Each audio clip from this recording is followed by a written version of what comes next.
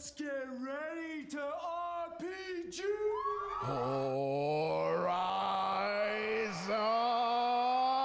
Thunder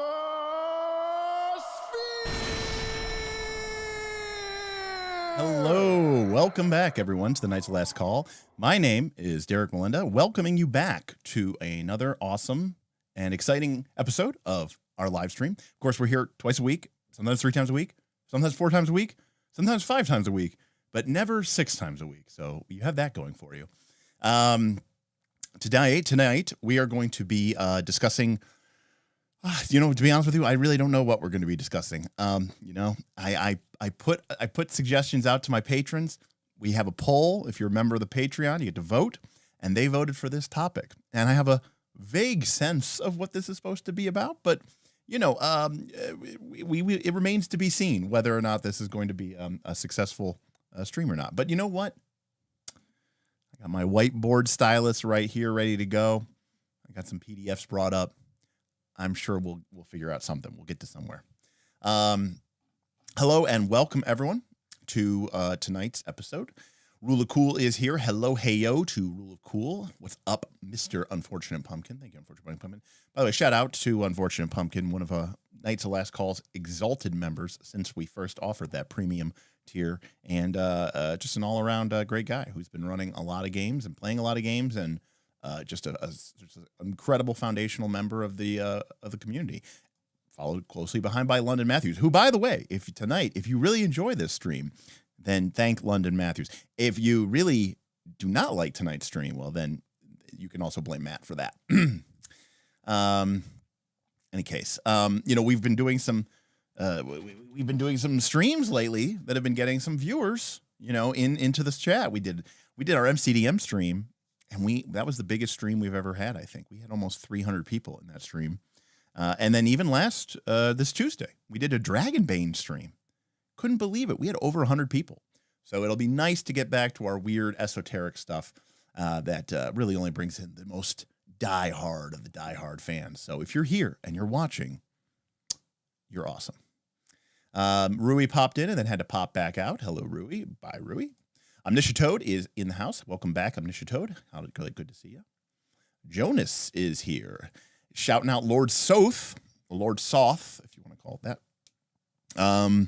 One of the truly great tragic figures from Dragonlance, which is usually predominantly about the great heroes, but Lord Soth had this sort of fantastic arc. Then they put him in Ravenloft, and I hated it, but I digress. He belonged in Kryn. London is here. It's his wife and his 12th anniversary. Awesome. Well, by relationship date, I don't mind that. Hello. Hello, Frosty. Hello to you. Keith is in the house, and he's here because normally he doesn't have Thursdays off. Well, welcome, Keith. London. Oh, she bought you an insertable GM screen.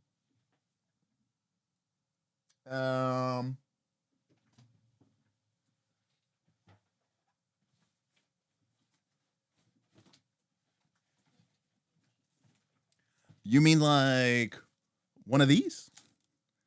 It has the pockets. You can print out your own tables and charts, and you can put them in here. I actually ran this. I ran this for like a D&D. I don't know if this was from. I think this was for Dungeon Time Extreme. Actually, it just had It has a bunch of custom charts and printouts. Oh, you got the portrait. Okay, yeah. Sick, awesome.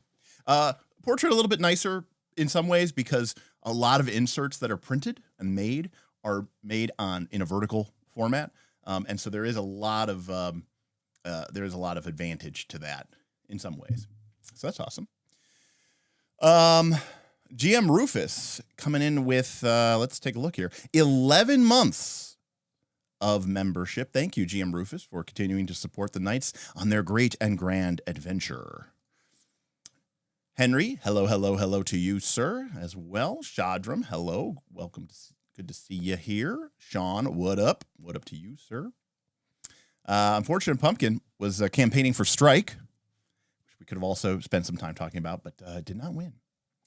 Frostjack betting on along the whiteboard is going to be. It'll probably come out sooner than later. Hello, Rin. Hello, Ken. we have a member super chat from Damian Williams celebrating 20 months as a member of this channel. Incredible. Thank you, Damian. I always blame London Matthews, especially when a game I've been begging you to look at for years now lost to his option by only a few votes. Love it. Jose, first time catching us live. I have to say, as soon as I get to be a first-time GM, I've learned a lot with you guys. Thanks. Well, Jose, welcome. Glad to have you here. I'm glad you're learning so much, and hopefully you can join the conversation. We'd love to benefit from your knowledge. I'm sure you are learning things that we could all learn from as well. So I'm glad that you're here. Hello, Gossamer. Good to see you here. Dan says, what game? Well, the thing about it, Dan, is there's no specific game that we're really going to be talking about. Now, obviously, the games that I know we all know what games I know. We'll probably end up talking a little bit about those things, concepts. But I feel like this is going to mostly resolve around D&D, Pathfinder type kind of concepts there. Okay, well, welcome everyone. Welcome all 42 viewers as we kind of get underway here.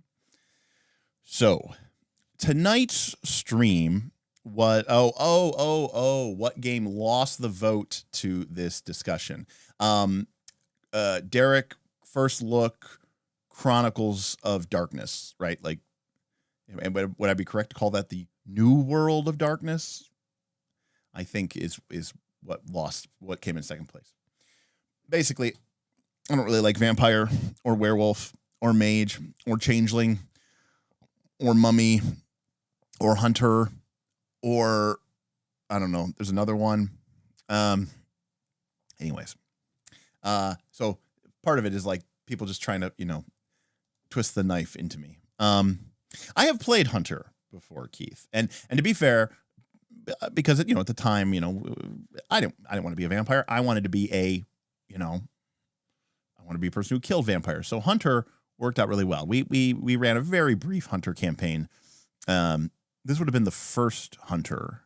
So Hunter the Reckoning, not Hunter the Vigil. If I even got those right, I am very proud of myself. But yeah. Hunter came out like late 90s or maybe like 2000, very early 2000, late 90s, early 2000s when Hunter came out for sure. Our good friend Philip Bush is in the chat. Hello and welcome, Philip Bush. Glad to see you, buddy. I like to watch and fall asleep to the show. Well, Mark, we're gonna get real slow tonight. We're gonna be talking about monsters. We're gonna be talking about GM philosophy. We're going to take you all the way into a deep, blissful sleep with thoughts of rolling D20s and critical hits drifting you off into that wonderful slumberland. KC, what is up? Yes, okay, Chronicles of Darkness, very different than World of Darkness. Much more Derek-friendly game. Oh, interesting. Welcome, KC. That's all right. We're just talking. We're just, we're just hanging out. But what we are going to be talking about tonight is basically monsters and, some of the ways that I have really enjoyed monsters in D&D games, in Pathfinder games, and in other types of fantasy games. And kind of thinking about the philosophy of like why I have certain monsters that are my favorites. We can kind of get into that a little bit, and we can kind of talk about also the history of some of these monsters, because one of the themes that we'll actually touch on tonight is this idea that, in my personal opinion, monsters have become more homogeneous than ever before, and I don't think that is a good thing. I think in some ways the monsters it's kind of like ancestries, because it's all skin deep. There's no real mechanical distinction or differentiation between monsters anymore. They're all very much aligned in terms of balances and structures and table things. Hey, we got a tip from Bruce. Bruce C. tipped $10. I know you guys like your PF2 or Rabbit Pilgrims that deal with existential dread in a carrot garden, but nothing beats the classic D&D monsters, Beholder, Mind Flayers, Displacer Beasts, etc. unrelated, fuck psionics and anyone that writes sci books. Well, thank you, Bruce. I I do agree that I do agree with you. Obviously, that beholders, mind flayers, displacer beasts. I mean, you just listed 3 of my absolute favorite monsters in D&D, and there's a good reason for that actually as well. But mostly because they all had a gimmick. You know, they had a really good gimmick, and I think that is what made them fun. And we'll get into this, but I think that that's a big part of what monsters, in my opinion, are lacking. And I think some of that has become out of modern game design and the desire for balance. And, you know, we'll get into it. But thank you, Bruce. By the way, thanks for that chip from Bruce. Could it be Cordell? We don't know. With $10. We'll see. We have 2 large tip goals, a super chat goal and a tip goal. You know, these aren't necessarily ones that we'll complete tonight, but you never know. But we are in 2024. And last year, we did, well, the last 2 years, we have done all blank ranked for Pathfinder 2nd Edition. We did all spells ranked. And if you haven't seen that, that is I think it's 90 hours of live streams to cover, at the time, every single spell in Pathfinder 2. And by that, I just mean spells, not focus spells or cantrips. So it was just like the slotted spells. Then we did all archetypes ranked, where we looked at, you guessed it, every archetype that was available at the time, and we ranked them all. And then we did all classes ranked, and we did that actually in a series of tiers: low level, mid level, and high level. And there was always a talk of what's going to be the next all blank ranked. And I said, we're not doing it this year. Well, that was last year, so it's 2024. So this is a tip goal that is sort of me judging the interest and to say, hey, are people still interested in seeing that kind of deep dive into a Pathfinder 2 and really taking a look at maybe some component of the game and having fun, you know, talking about the different facets of the game and going through, you know, maybe all the spells or all the archetypes or all the classes or maybe all the monsters or all the magical items and things like that, and sort of rating them and ranking them. So I thought that would be kind of a fun thing to do. So we're judging that interest. The tip goal, on the other hand, again, also sort of a barometer of interest, is for those of you who don't know, we only have the studio for a few more months. Then the lease is over. And unfortunately, with the rate going up and just, you know, us paying, you know, if the rent went up, you know, we'd probably be paying close to $1,300, $1,400 a month. Just to go live from the studio a couple times a month, it just, you know, we don't have the kind of money. So, to bear that. So I'd rather have that money, you know, be something that I could, you know, use for the channel or pay out as a profit, as a dividend, or put it back into something else. So rather than putting it into my landlord's pocket. Anyways, so we still have a couple months left, and I didn't know if people had an interest in an actual play. So, yeah. I like this one. That's nice, Shadram. All Leshy's ranked 2024. Well, I can tell you which one will be at the bottom. Is Cactus Leshy a Leshy? I don't think he actually is. But thank you, Shadram, for that. All right. So, yeah, we can probably talk about this. I don't know. I'm trying to decide if I want to go to the whiteboard or not. Okay. Well, we won't right away. But the thing is about monsters in D&D. This is kind of what I was saying about earlier before I did our sort of intro. Is in today's world of monsters, I personally believe that as the game has become more and more as the game has become more and more balanced, as the game has become more and more about a certain style of play, and as a result of that, monsters have become more and more alike. And honestly, the way that they've become more and more alike is, and this is just me talking here, I feel like more than ever, the monsters kind of all feel the same. And they kind of all feel like a big bag of hit points. And they have armor classes that are within, you know, plus or minus a couple points of one another. And they all kind of do the same amount of damage. And they have this huge laundry list of abilities, which all really amount to you take damage and maybe you get temporarily debuffed and before you take more damage.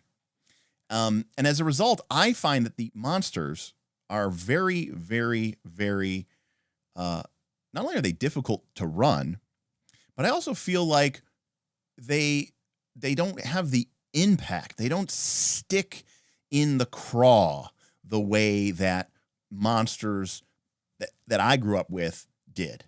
And so as a result, I feel like more and more that people, for me, D&D, one of the things I do not like about a lot of published adventure paths, you fight so many humanoids. A lot of adventure paths, D&D and Pathfinder, are very focused on fighting basically people, leveled people or people, with the appropriate, stats and gear, but they're just people. They might be elf people, they might be dwarf people, they might be human people, but they're people. And I kind of don't really play D&D as much to fight people. I like to play D&D and Pathfinder to fight monsters and horrifying, terrifying things. I think that's what makes the game memorable and stand out and fun. I mean, having the occasional fight against the band of goblins or whatever is obviously a staple of the genre, but I don't really expect a whole lot out of a goblin. Doesn't really need to be that special because it doesn't feel special to me. But I do want those creatures, those monsters, to really feel like they stick out, and I feel like they don't. And so I want to kind of talk about this. I guess here we go. This is just the PDF. Oh, right. We had our Thracia up. I forgot about that. Okay. So let me bring up the whiteboard as per usual. So there's a lot of things. We can get into it. It's all over the place. But Gossamer is absolutely right. Humanoids complicate the game. A lot of ethical dilemmas. To be fair, this used to not be an issue. Because back in the olden days of D&D, alignment was alignment. Goblins and orcs were evil.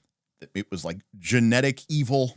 And as a result, they were bad guys and you could just kill them. But now, a lot of times, it used to be that like if you were fighting humans or dwarves or elves, you could be like, oh, look, those are a playable character race. Maybe they're not that bad. But now, like, everything's a playable character race, right? Orcs are a playable character race. Goblins are a player character race. I mean, I never found this to be more sort of awkward than when we were playing Rise of the Rune Lords. And of course, that's a Pathfinder 1 adventure. And we're playing it for this channel, for Rise of the Rune Lords. And we played a Pathfinder 2, and Danny, Bob's brother, made a goblin monk. But of course, the first adventure of Rise of the Rune Lords, Burnt Offering, starts with sadistic, maniacal, pyromaniac, dog slaughtering, horse fearing goblins going on a burning rampage through the town. And it's kind of like, it's kind of hard to use these humanoid races as bad guys when they could be good guys. And then you get into these ethical sort of moral dilemmas, which can be fun, but not always what I want in my Fighting Monsters game. So, all right, got the whiteboard. Hey, there we go. All right, so yes, Lord Villic was indeed the town savior. So yeah, I feel like there's a threat here of homogeneity that, like, so this is monsters. And I feel like in the sort of the modern game, monsters have become much more, they're much more samey. They have similar HP, AC, saves. They kind of all just do damage. And, sometimes they might have a debuff. Sometimes they have an AoE damage. They have a multi-attack damage, right? But it's like, it kind of all just does damage, and it kind of all does the same. And there's no real appropriate way. Yeah, Bob, exactly. They do level appropriate damage, right?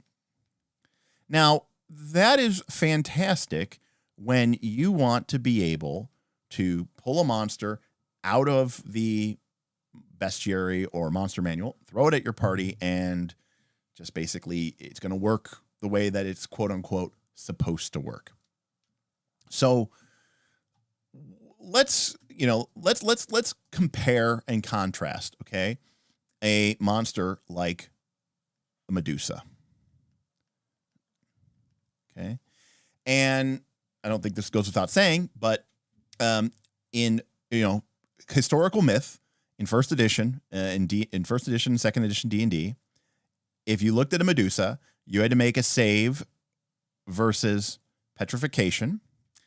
Now, for those of you who aren't aware of this, in the original versions of D&D, you didn't have reflex or fortitude or will save. You had 5 different saving throws. You had spells, breath weapon, paralysis or poison, a petrification, rods, wands, and stabs, and death magic. I think that might be all of them. And basically, it was a D20 roll, and you had to roll equal to or higher.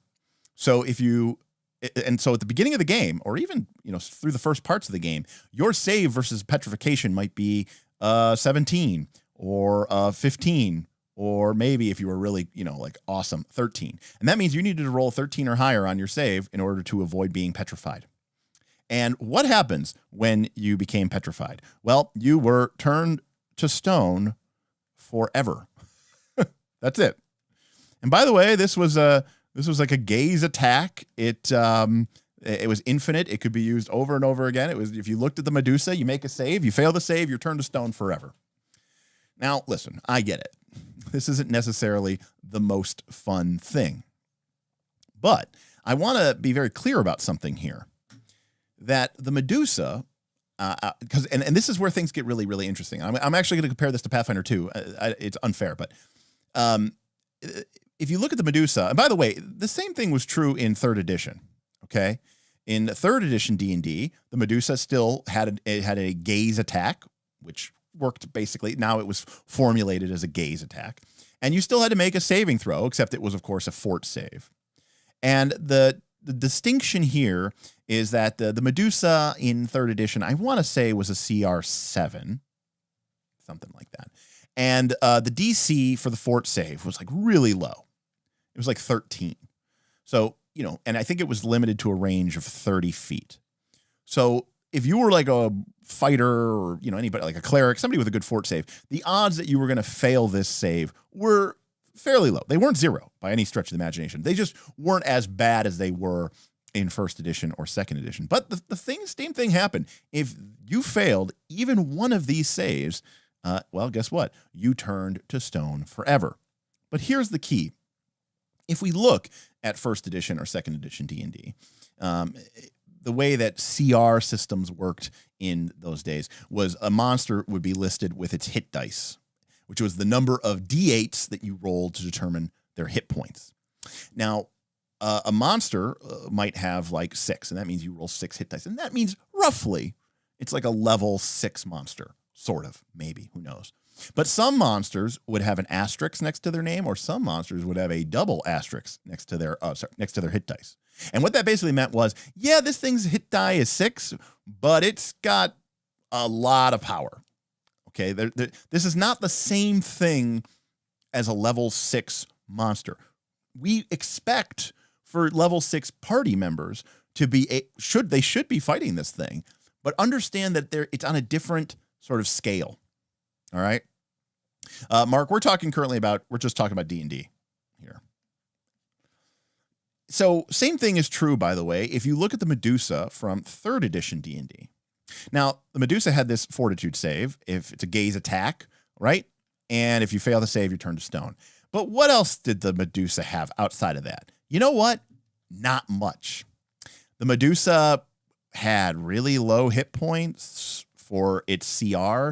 It had really low armor class, like really low, because it was basically just a snake person running around in, like cloth armor. Like it was not really anything. Low hit points, low armor class. had a bow and arrow that really didn't do much. It was not designed to do damage. It was designed to turn you into stone. And so, this creates this sort of the first pass problem, which is if you fight one of these Medusas, in a way, one of two things is going to happen. You're either going to get turned to stone, or a bunch of people are going to get turned to stone, or God forbid, all of you are going to get turned into stone and essentially die, or no one is going to get turned into stone. And as a result, the monster really won't provide that much of a game challenge, right? It'll be like, hey, that thing didn't do any damage to us at all, and we kind of crushed it, and you made your save, and I made my save, and then it was dead. Okay, that's sweet. All right, moving on. And that means that when you fight a Medusa, there's two very different outcomes that happen from this game. But what it means is that the Medusa isn't attacking you. It's not confronting you. It's not challenging you on the axis of AC and damage. The Medusa is challenging you certainly on the axes of, is your fort save good, or is your save versus petrification good? But it's also challenging you a different way. Now, see, so hey, Jose makes a great point. He says, so this monster's mechanics are just pure gambling RNG. You could run it that way. And you know what? That is one of the joys of Dungeons and Dragons, right? If you want to, you could YOLO, because, man, I don't want to get off on a tangent because I have talked about this before. So we are going to talk a little bit about Blades in the Dark real quick. I've said before how people actually have a sort of a failure to understand something about classic D&D, old school D&D. All right. So remember, there were no DCs. And so petrification. So let's say your save versus petrification. Remember, this is the D20 roll. You have to equal it or beat it. Okay. So having a lower save is good. So at level 1, let's say, fighter, their save versus petrification might be 17. Not really great. By the time they're level 5, it might be like 12. And I'm really pulling these numbers out of my butt. I do not remember them by the heart. But by the time they're like level 10, their save versus petrification might be like 5. And eventually this might even go, as you get into the really high levels, it might go down to like 3 or 2. But remember, there's no DC. So what is this, right? Because if a level 1 character were to fight a level 1 Medusa, okay, which doesn't really exist, they would have only a 20% chance or a 25% chance, 20% chance of passing this saving throw. But if like a level 15 fighter fought against a level 15 thing that could turn you into stone, maybe they're fighting the greater basilisk, or the mega cockatrice that could turn you to stone, they're going to pass, even though they're fighting a level 15 monster, they're going to pass 90% of the time. So this concept of saving is actually plot armor, right? It's actually very similar to the resistance roll from Blades in the Dark, because the idea, the reason why resistance, I swear I'm going somewhere with this point. The reason why resistance rolls in Blades in the Dark feel so good is because in Blades in the Dark, when something bad happens to your character and the GM says this horrible thing that happens to you, you have the ability in the Blades in the Dark to say, no, I'm a scoundrel. I'm a badass. I'm going to choose to resist that consequence. Resisting is automatic. You roll a die to see how much stress it causes you. But then the consequence is either ignored, bypassed, or reduced in its intensity. And what was the GM describes how, as you're coming around the corner and you walk right into, a person's loaded pistol and they shoot you square in the chest and you look down to see blood pouring out from your chest, staining your white shirt red. And you say, you're like, no, I don't. At the last second, I hear the click of the flintlock pistol. And as I come around the corner, I drop low into a rolling shot. And I'm like, okay, great. The bullet still goes off, but it just grazes your shoulder. As you roll up, shing, your rapier's already in your hand. The pistol is dropped to the cobblestone floor as the villain backs up, drawing forth his rapier, and you begin a sword duel in the middle of the street. So you took control of this horrible fate, and you wrested it, from the jaws of defeat into a stalemate, or at least a victory, maybe. Same thing is true with D&D and saving throws. See, in the movie or in Greek mythology, if you go watch Clash of the Titans, there is no saving throw. If you look at the Medusa, you are turned to stone. Full stop. Right? That's it. There's no concept of a saving throw. It's just, did you see the Medusa? You turn to stone. So D&D gives us these saving throws because it's a form of plot armor, and it's a way that if you want to risk it and you want to, go for it, you can, and not just be immediately and automatically punished. And to be fair, that's part of the fun appeal of fighting a Medusa, is that this thing is no match for you in melee. This thing is no match for you in, close combat or range combat of any sort of nature. But it could turn you to stone. But if you say, YOLO, I'm going in, I look right into it, and you fight off the power of the Medusa, and then you just hack it to pieces, it's kind of like gambling with your life a bit. But what most people are going to do, however, is play a fight against the Medusa very cautiously. You might cast darkness spells. You might put a blindfold over your eyes. You might try to look away and track its movement by its shadow. You might have a mirrored shield that you bring specifically for this fight. Because remember what I was saying before, that one of the advantages of having homogeneous monsters is that you can just pick one out of the book and you can put it into a fight, and it doesn't matter. The PCs don't have to you don't have to be worried if the PCs are going to be able to fight this thing or not fight this thing. They'll be able to fight this thing. There's no doubt about it. I would say that if you were just playing D&D in the old school days, I'm sure there were DMs who did this, which there's bad DMs then, there's bad DMs now. But if you were to say, okay, the monster, you go around the corner and I roll out, there's 2 Medusas there. Everybody makes saving throws. Oh, y'all failed. You turn stone. I think that's really bad.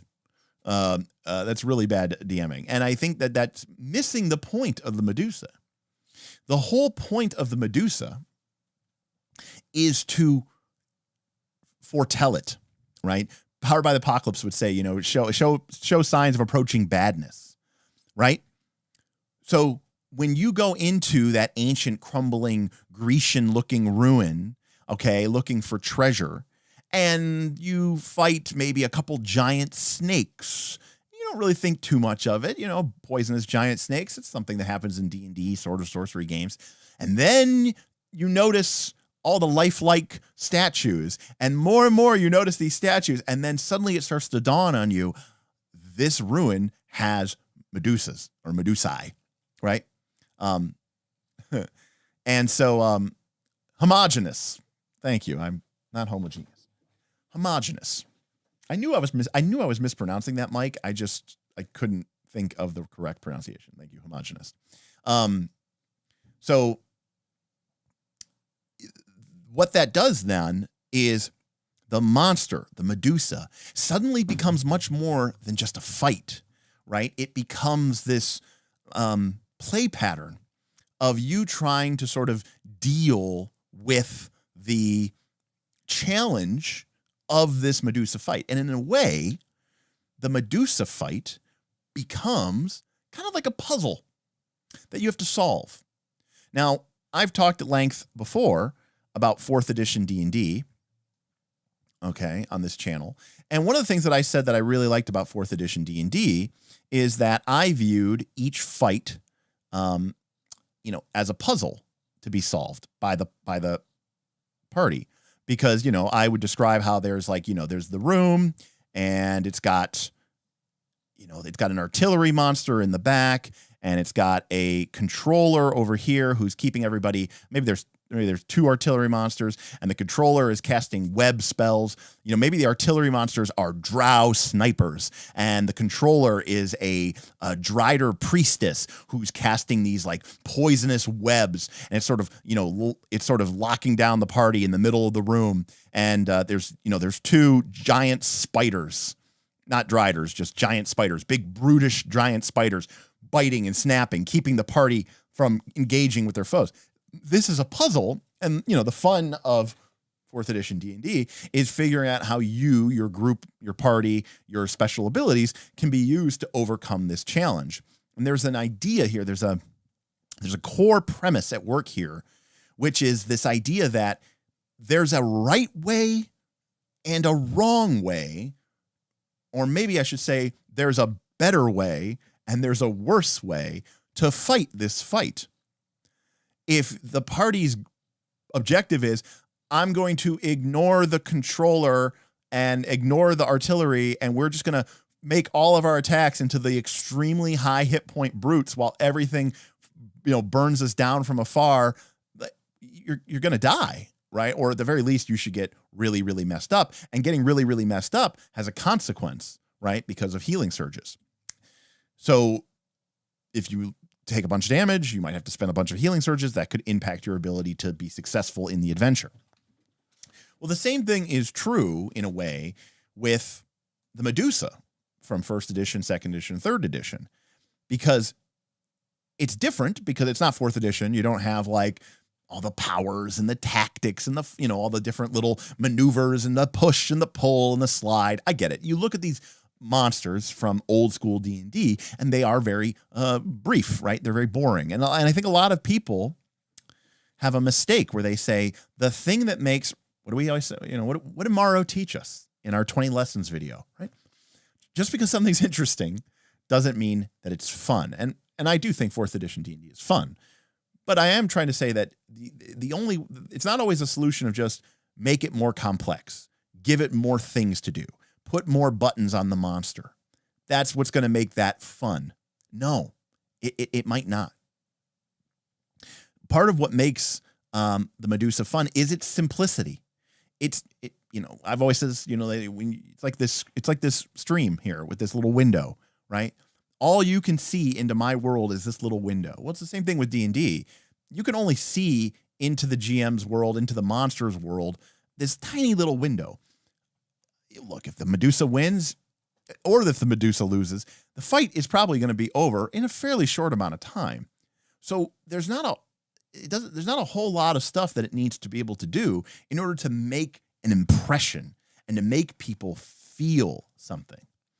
And I can tell you that because I have, you know, I've had the opportunity. I told this story before actually about how the party, we were playing a game of old school D&D, and the party was in an area, and they knew that there was a chance that there was Medusas nearby. It was a very rare chance, but they had a random encounter while they were camping. They decided to camp in that area, so they made that decision. They knew the risks, and a pair of Medusas appeared at the end of the river valley and were sort of cautiously moving forward. But one of the scouts, or one of the hirelings, I think, in the party's group, spotted that there were these 2 kind of shadowy figures approaching, and they kind of like shout out like, who goes there? And then they quickly were like, oh no, it's Medusas. And they just start unleashing hell and shooting all their bows and arrows and managed to drop them before they got close enough to turn everybody to stone. The reason I bring that up is in that fight, I don't think anyone took any damage. I think one of the Medusas got close enough to maybe make like one attack, and somebody had to make I think at least 2 or 3 people had to make saving throws. I do think that is true, but they did pass. But nobody did any damage.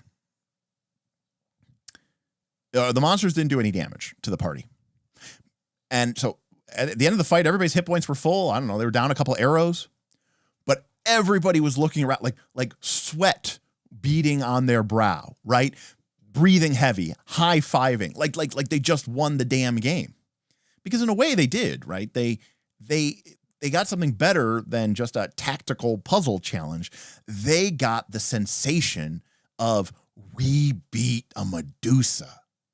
And, you know, everybody knows what that means, right? It has that resonance. Everybody knows what a Medusa is. Everybody knows that they're supposed to be scary. All right? Now, let's move from 3rd edition back to 4th edition. Okay? Because in 4th edition, suddenly monsters, while they may prove to be, you know, good, strong tactical challenges, lose, in my opinion, a little bit, or perhaps a lot of bit, of the magic that makes a monster a monster.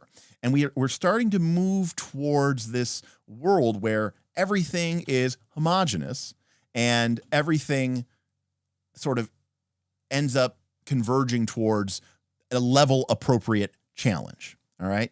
So let's take a look at a Medusa. Okay. Here. So let me see if I can pull this up easily.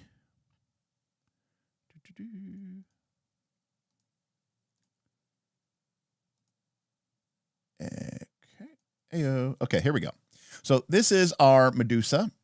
This is just a Medusa archer from 4th edition D&D. So a couple of things pop out to you. Number one, this thing has 212 hit points. Okay, it's an elite controller, right? There's no longer this idea that like, well, that monster's high level and they're really scary and powerful, but they're very frail and weak. I mean, at the end of the day, they're just basically a person with some snake skins on that, right?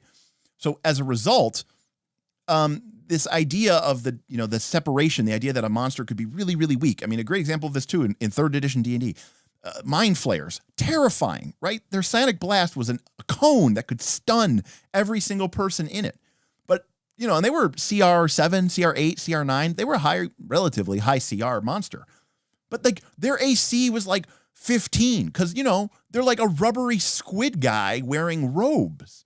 They had like no hit points. They had like no armor class. And even when I talk back to that example of when we were playing that game of old school D&D, these were low level characters. They were like level 1 or level 2.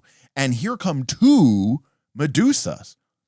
But they beat them. They killed them, right? Even though in modern day terms, those Medusas were like 5 or 6 levels above the party, and there were 2 of them. Nowadays, if that Medusa showed up, the fact that she can turn people to stone means that she's level 10. And remember, 4th edition D&D goes to 30. So level 10 in 4th edition D&D is kind of like level 7 in regular D&D. Right, so it's still about the same, right? CR7 or level 10 in 4th edition. Either way, the game basically goes, okay, turning people to stone, that's a level 10 ability or level 7 ability. But that means that this monster needs level 10 armor class and level 10 hit points and level 10 fortitude and level 10 reflex and level 10 will. So now suddenly this creature needs to be able to compete on that scale of doing damage and being a worthwhile combat threat. Because remember, we said before that in the original fight versus a Medusa, you either turn to stone or either everyone turns to stone or a good number of people turn to stone, or nothing happens to you and you kill the Medusa, right? Or, some people turn to stone and then the people who don't turn to stone kill the Medusa and are pretty much totally fine. And if you go and watch like a classic movie like Clash of the Titans, you'll see that basically a bunch of secondary characters and minor characters get turned to stone. The heroes don't, and they kill the Medusa without much of a scratch because that's fairly, accurate. So, but when we get to 4th edition D&D, now the Medusa has to be able to do more than just petrify people. She has to do this. She has to be able to do damage. She has to actually have an attack and do poison damage and set things up so that she can do more than just turn people to stone. Why? Well, a couple of things. Number one, her petrifying gaze is still called petrifying gaze, But you'll notice that it is no longer any sort of aura or emanation or gaze attack. It has the gaze trait, but it is a standard action. Now she can use it every round, but this is what she has to spend her turn doing. And is it all the creatures that can see her? No. It's close blast 5. That means it's a square, 5 squares wide by 5 squares tall. That is placed next to her square. So it's basically a 25-foot cone is what it would be called in most games. If you're blind or you can't see, you're just straight up immune. And then it attacks their fortitude with a level appropriate fortitude attack. And then if it hits them, if it breaks through their fortitude defense, they are turned to stone? No. They're slowed. They move slowly. Why? Because they're starting to turn into stone. Okay, but what if they fail? Because saving throws in 4th edition work like persistent damage from Pathfinder 2, where you make a save at the end of each one of your rounds. Except the DC is 10, not 15, like it is in Pathfinder 2. And it's just a flat check, just like Pathfinder 2. Pathfinder 2, flat check DC 15 for persistent effects. In 4th edition, they call those saving throws, and it's a flat check DC 10. So if you got hit, then you're slowed. Then if you fail the first save, you become immobilized, right? Now it's not just that you're moving slowly, you're now stuck in place. Maybe your whole body, lower body has turned to stone. And then finally, if you then fail a second save, so you've been hit, you fail to save, and you fail to save, you become petrified permanently. So we're still in a place where this thing can turn you to stone, but it's way, way, way less likely. And we're starting to get into sort of performative mechanics. You see, let's just assume that this creature's gaze attack has a roughly 50% chance of actually hitting your fortitude save. So that means there's a 50% chance that it hits you, which means that there's a 25% chance that you fail the first save. And then there's another 50% chance that you fail the second save, which means that the chance that you would actually get turned to stone by this is very low, like 10%, 8%. Right? But so why do they do? Why is this? So you're like, that doesn't even seem like that's a real threat. And the answer is it's really not. And I should also point out that 4th edition D&D, being a more modern and streamlined game, also has rituals that can, I think it's called flesh to stone.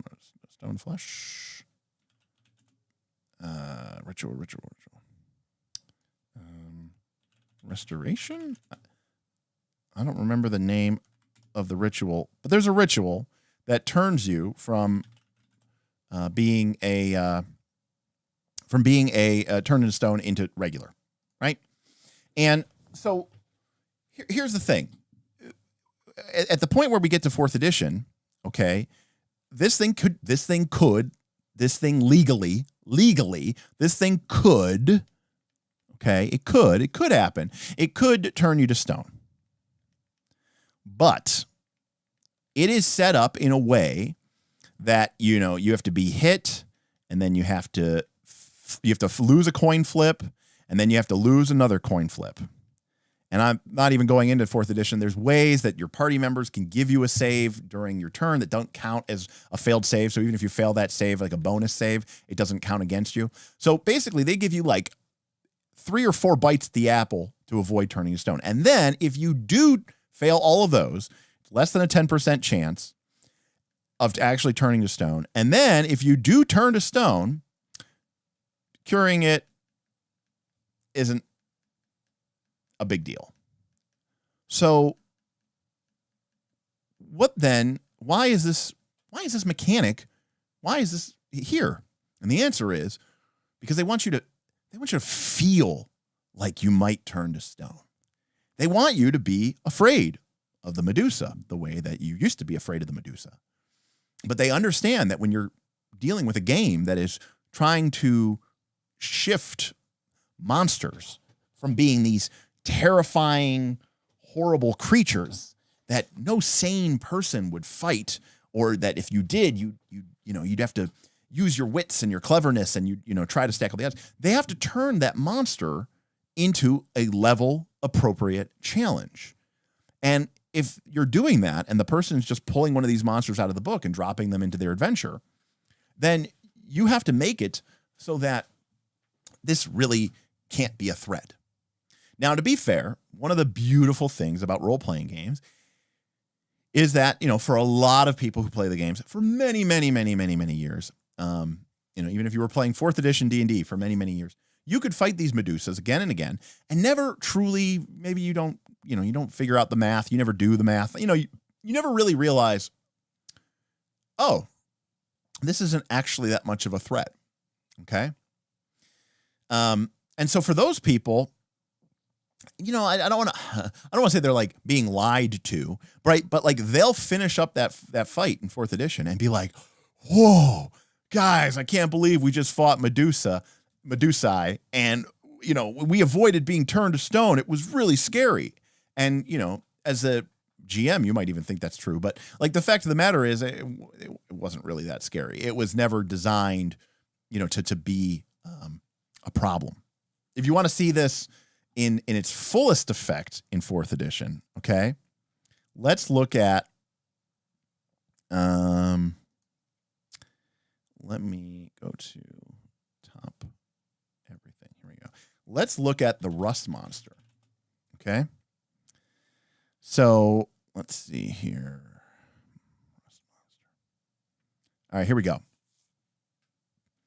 So this is a Rust Monster in 4th edition D&D, and unfortunately, my head's right in the way, as it should be. And so this is a Rust Monster, level 6 monster. And you can see here it has an attack, as Rust Monsters are loath to do. By the way, the first thing you'll notice, if you've ever played old school D&D, you know that Rust Monsters don't even have an attack. They don't. They don't eat people. They just eat metal, rusted metal. They don't even attack with their mouths. They attack with their antennae. Okay? If they have an attack, it does D2 damage or D3 damage. That's not what a Rust Monster is. A Rust Monster is not a fight in the D&D Final Fantasy Diablo sense. It's not supposed to be like, hey, here's an ogre, and then we fight a Rust Monster, and then we fight a Medusa. And you know what? They're all kind of baggage of hit points that do some damage to us, and they might have one extra little side effect that makes them interesting and cool. No, the Rust Monster was all about, hey, here's a new challenge for you. Everybody in your party who is using metal armor and metal weapons has to run away or has to get the hell out of Dodge because these creatures are going to destroy our metal. So anyways, but this is 4th edition. They have to give the monster an attack. It has to be able to do damage, right? Because it has to be a level appropriate challenge. But it's a Rust Monster, right? We got to bring back the Rust. It wouldn't be a Rust Monster if it didn't have the Rust attack. And so they do give it that. They give it the Devour Metal attack. And you can see that this has a range of melee 1, which means 1 square, so adjacent. It targets a creature wearing or wielding a rusting item. So you can't just use it against somebody. Their weapon has to be rusting. How does a weapon become rusting? Well, they have an ability called Rusting Defense.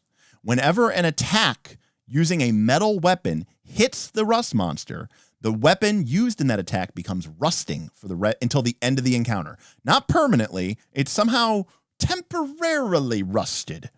But this means that unless you use your metal weapon against the Rust Monster cannot devour your metal weapon.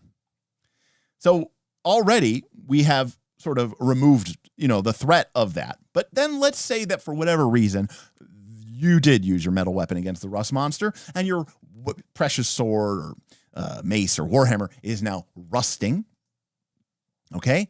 And so the monster uses its Devour Metal ability against you. It attacks your reflex defense, and if it hits, the item is destroyed. Whoa, that's big. If the item was magical, however, like if I just destroyed your +1 flaming longsword. Now, in older editions of the game, you'd say, get fucked. I don't know. Sorry. Shouldn't have fought a rust monster. Should have run away. Should have been more unprepared. Now, if it does manage to eat your magical weapon, instead, if the item was magical, Residium, which is literally magic item dust, okay? Magical item dust worth the item's market value can be retrieved from the monster's slain corpse after you kill it. So this basically means that if the thing does manage to kill your 8,000 GP +1 flaming sword will turn into 8,000 GP worth of magical wild card diamond dust that you can turn into any magical item. You could turn it into a +1 flaming longsword. You could turn it into something else. So the threat here is nothing. There's no threat here. So as a result, Residium, might as well call it unobtainium. No, Residium was extremely ubiquitous. In fact, when we played 4th edition D&D, the party used to joke that, they wanted to keep a pen of rust monsters around so that when they found magical items that they didn't want to deal with, they could just throw them into the rust monster pit. They would eat them and become Residium, and then they could harvest the rust monsters for the Residium, and then they could turn it into any magical item they wanted to. So in some ways, it's like a glow up. So am I shitting on 4E? No. But what I am saying is that this rust monster looks like a rust monster. It has the appearance of a rust monster. It has these abilities like a rust monster. But it doesn't feel the same because it's not really a monster anymore. It is a mechanically defined, level appropriate challenge. It's not a rust monster. So that is kind of like the core, for me, the core problem that has emerged from games. So, part of this thing was, what are some of my favorite enemies? Well, we've been talking about Medusas and rust monsters. Those aren't really my favorite enemies, okay? My favorite enemy type in the Dungeons and Dragons game, some of you may know this, is, okay, the undead. So I think, undead are just the coolest, scariest. They're weirdly human and yet alien at the same time. So I love the undead. But why do I love the undead? The history of the undead from the earlier days of Dungeons and Dragons into the modern day. Why did I like undead so much? Well, 2 reasons. One, because I grew up in a world where morale checks were a thing. Okay? And for those of you who don't know, when you were fighting goblins or ogres or gnolls or whatever, the fact of the matter is hardly ever did you fight them all. Because just like in real combat, have you ever, I don't know, it's not like I've been in a ton of them in my life, but I've been in a couple of, street fights and tussles and, things of that nature. And usually what happens is one kid gets hit, like legitimately gets hit, and everybody else punks out and runs away.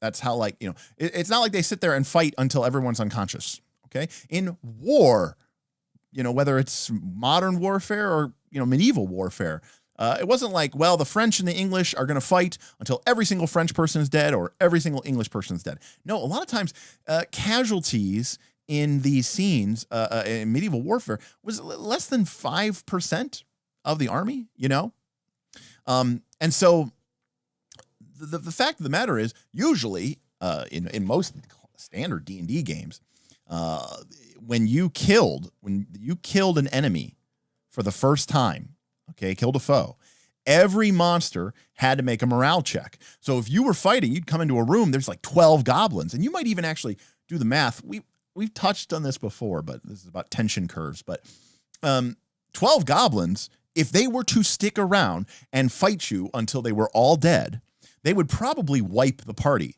which means that 12 goblins, in a sense, is a TPK.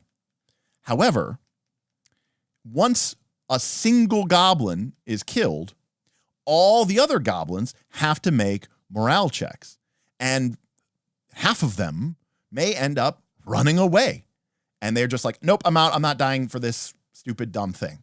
And I'm going to just run away because why would I'm a living creature. I'm doing my thing. And so suddenly the game is not about just fighting to the bitter end, fighting to the death. It's kind of like this meta game of like making them break and making them run. And, you know, historically, that has always been the goal of warfare. And it should become as no surprise to us, right? D&D came out of the wargaming hobby. Undead,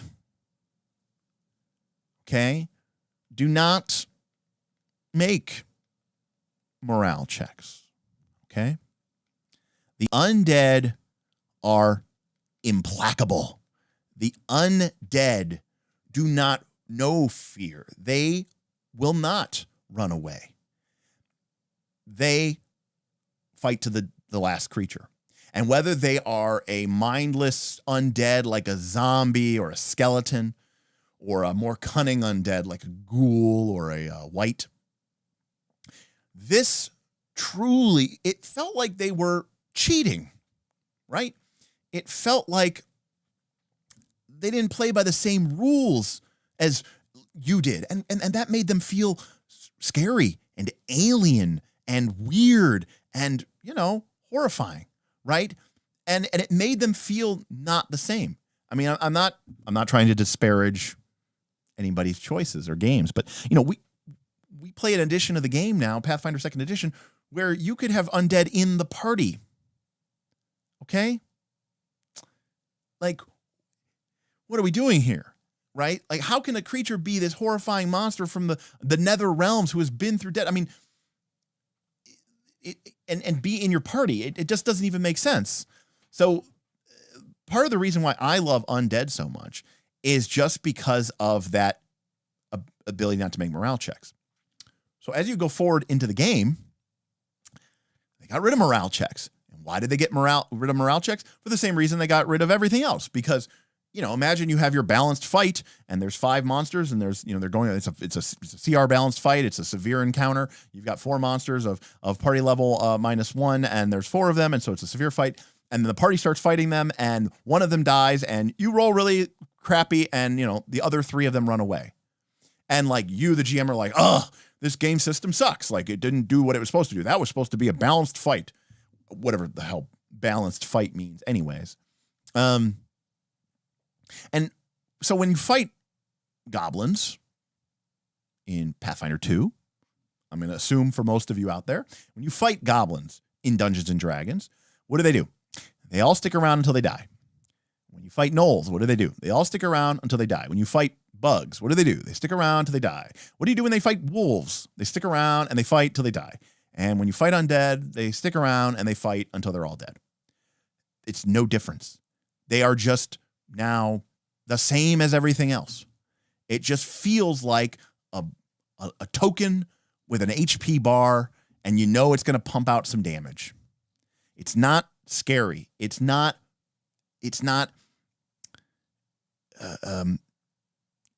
doesn't have that sense of unfairness or imbalancedness. The undead literally felt like they, you know, cheated the rules of the game. A second reason though, like this is kind of this is tied to reason number 1 why I love the undead so much. Is kind of, so that's 1A. 1B is they do fear clerics though. You know, I grew up with, you know, with learning D&D at the hem of my older cousin, my uncle, and so I was like I was really afraid of undead, and I was scared of them, right? Because, like, you know, like the other players were like, dude, undead are terrifying. They'll never run away. You know, you got to fight. So it was really like, you know, put into me how awesome undead were. And then I remember the first time that I saw, I can really recall this, like the room and everything. I can recall the 2d6 roll because clerics used to be able to turn undead. And what did Turn Undead do? It caused Undead to recoil in fear from the power of the cleric. And that is kind of taking what makes Undead scary and awesome and cool and doing something even better with it, which is flipping it on its script and making it something that makes the players feel like God mode. And there's this idea in a way of the game that like if you didn't have a cleric in your group, you didn't fuck with Undead because it was not going to end well for you. You needed a cleric to be able to turn back the hordes of Undead because they were never going to break and they were never going to flee. And, you know, if we look at first edition D&D and second edition D&D, okay, and we look at third edition D&D, right? Turning Undead made undead monsters flee. In fact, if you became a powerful enough cleric, you could even destroy them. They would literally turn to dust at the presence of your holiness. But by the time you got to Pathfinder 1, which was a revision of 3rd edition, and Pathfinder 2, what did Turn Undead become? We know the answer to this, okay? It became more damage. It became level-appropriate damage. Turn Undead went from being this binary power to put the fear of the deities of good into an undead, into just more damage. And as a result, Turn Undead lost all of its potency and all of its impact. In fact, to the point where now there's not even technically really a Turn Undead ability anymore. It's just part of the heal spell, and the heal spell damages undead, so it's still just damage.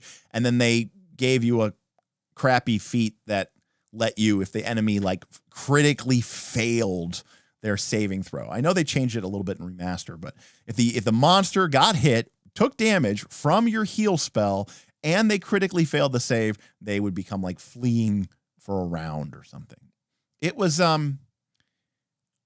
it's just like so disappointing to me. I hate running undead in modern editions of the game, okay? Because they're not scary. All right, so that's morale checks. That's undead. But the other thing that I love about undead, them being my favorite enemies, is, you guessed it, ability and level drain. Now look, there's a spectrum, okay? There is a spectrum to be had here. Again, for anybody who is not aware of this, in the older versions of the game, the lesser undead, you know, the zombies and the ghouls and the skeletons, you know, they were scary and they didn't run away, and, you know, the ghouls could paralyze you. It was very scary. But what separated the sort of minor undead from what I would call the major undead was the fact that undead represented the antithesis of life. And again, like the Rust monster and like the Medusa, this introduced an element to the game that wasn't just, it wasn't just a linear challenge.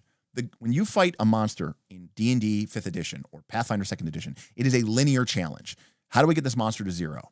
There's almost no other consideration about anything else that the monster does. You know, you could try to mitigate their effects, but honestly, their effects won't be that bad. It probably will just be damage, which you can either not have to deal with because you kill them before they kill you, in which case you can heal to full after the fight, or someone casts a heal spell, and it pretty much undoes everything that monster has done for a turn or two because it's so powerful. Ability and level drain created this multi-axis component to this fight, because when you encountered a wight or a specter, okay, or a vampire or a shadow or a wraith, suddenly this fight wasn't just about, can I get them to 0 before they get me to 0? There's a lot more riding on the line here. And, you know, in a game where we are so obsessed with ability scores and level, to go after that prime reward and drain it away, to me, it was absolutely and totally and grossly unfair. Okay, I will be the first to admit that in first edition and second edition D&D, level drain and ability drain are brutal. Now, again, I love it because it creates such a powerful feeling and emotion and an evocation in me. But you know, I do think it was really, really good in 3.0 edition D&D. Third edition D&D made it scary, made it impactful, made it meaningful, but didn't make it automatic. And that, to me, this was like the sweet spot of level drain. This is when you had negative levels. So this was different than what like Pathfinder 1 did. And I think even like 3.5 used something a little bit different. These were a little bit different. But the fact of the matter was you would gain a negative level and then you'd have to make a fort save within 24 hours. And if you fail that fort save, you lost a level permanently. So it was a legitimate permanent loss of level. Like your character lost experience points. They went down to the prior level. If you had spells, they lost the spells. If you had feats, you lost the feats. So why is this cool? Why does this make the monsters interesting? Because again, what it does is it creates more dimension to the fight. Number one, this is something that these monsters do, right? It makes undead stand out. It makes them feel special when you fight them. Number two, we talked about this before. Now, some people call this metagaming. This is kind of a side tangent here. But a big problem that I have with modern day monsters, okay, is the DM or the GM or whatever will throw some weird monster, okay, from, you know, Monster Manual 3, okay, at the party. And, you know, he's describing it and he's like, you're like, oh, what is it? You're like, oh, it looks like a crab, but it looks like it's made of bark and it has eyes on the tips of its claws. And you go, okay, you don't have any reaction to that thing because you have no idea what the fuck you're fighting. It means nothing to you. And you know what is really likely, especially if you're playing an adventure path, you will never fight that monster again. Ever. So you don't know what it is. And then when you do know what it is, you never fight it again.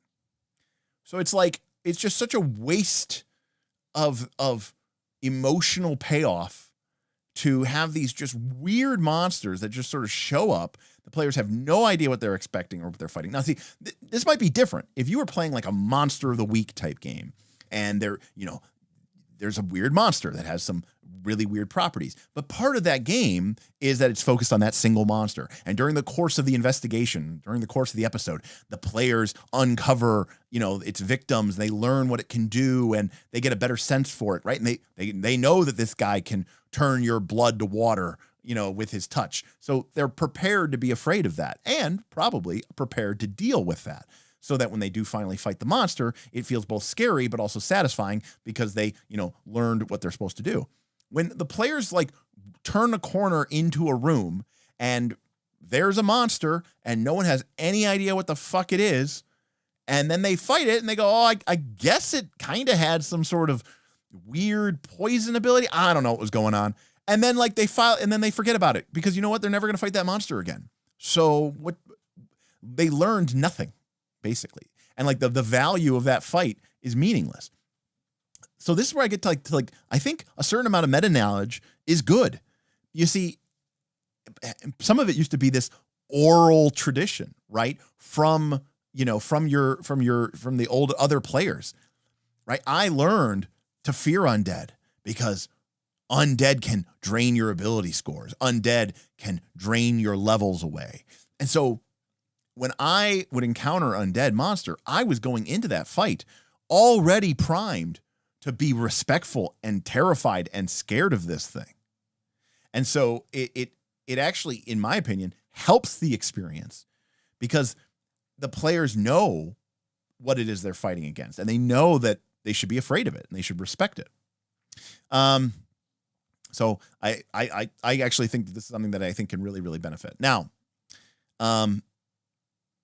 there's other elements of this. We've talked about this before with death and dying, but let's consider the following. Okay, in D&D First Edition, okay, AD&D First Edition, XP looks something like this. You know, level. So you needed like 2,000 experience points to get to level 2. You needed 4,000 experience points to get to level 3. You need 8,000 experience points to get to level 5. Or sorry, level 4. You needed 16,000 experience points to get to level 5, so on and so forth. So it doubled every time. And so what that means is that let's say that your party, you and your party are all at, 18,000 experience points. All right. And you're like, cool, awesome. And then your character loses a level. Okay. And so now your character goes back to, let's say, the halfway point between 4 and 5, which would be 12,000. So your character, everybody else is at 18,000. You're now the way back to 12,000. You're level 4, and everybody else in the party is level 5. But guess what? The math isn't tight in these older games. Okay. And so even though you're a level lower, maybe 2 levels lower, you're still totally capable of doing awesome things and being effective and happening. So the group continues to play. And over the course of time, the group will gain 6,000 XP. And you will gain 6,000 XP. And you will be back to where you started, 18,000 XP. In other words, you're level 5. But guess what? The rest of your party, they have 24,000 XP. They're also still level 5. And because this number keeps doubling, eventually the fact that you are always going to be 6,000 experience points behind your party members, it's a rounding error. Because by the time you get up into the hundreds of thousands of experience points, being off by a few thousand isn't going to make any particular difference. And so it's a self-correcting problem that the older editions of the game were sort of built to handle. I will be the first to admit that if you were to throw this into a modern game, if I were to throw Level Drain into Pathfinder 2, it would cause untold problems because, number one, the math is tight and the game doesn't work that well. If a PC is 2 levels below the other party members, let alone 1 level, they're going to have a really hard time, I think, feeling like they can even do anything or keeping up. And then secondarily, if the group, the experience point chart, it works in groups of 1,000. So there's never going to really be an easy way for that party member to catch up. So that is just a quick aside. All right, I do want to finish up on the undead though, and then we'll talk a little bit about undead, but we'll talk about monsters and we'll talk about Dungeon World and Forbidden Lands. So the third thing that I like about undead is that some undead, especially the incorporeal ones, okay, aka all of them, needed a +1 or a +2 weapon in order to even do damage. So this is just another example of when you're playing old school D&D, there was no guarantee. There's no magic item art. You couldn't be like, oh, I'm level 3, so I should have a +1 sword. No. You might have a +1 sword. You might not have a +1 sword. You could play the game for a long time and not get a +1 sword, let alone a +2 sword or a +3 sword.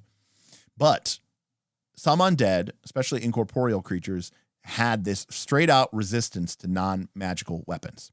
Now, Pathfinder 2 keeps this to a certain degree with incorporeal creatures, right? Incorporeal creatures in Pathfinder 2 might have resist all 5 or 10, and it'll say that this is doubled versus non-magical attacks. So if somebody attacks them with just a normal sword, not magical, then that resist becomes 10 points of damage. If you hit them with a magical sword, then they take off 5 points of damage. And then if you hit them with a ghost touch weapon or a force damage, like a magic missile, force volley, then the resist all goes to 0.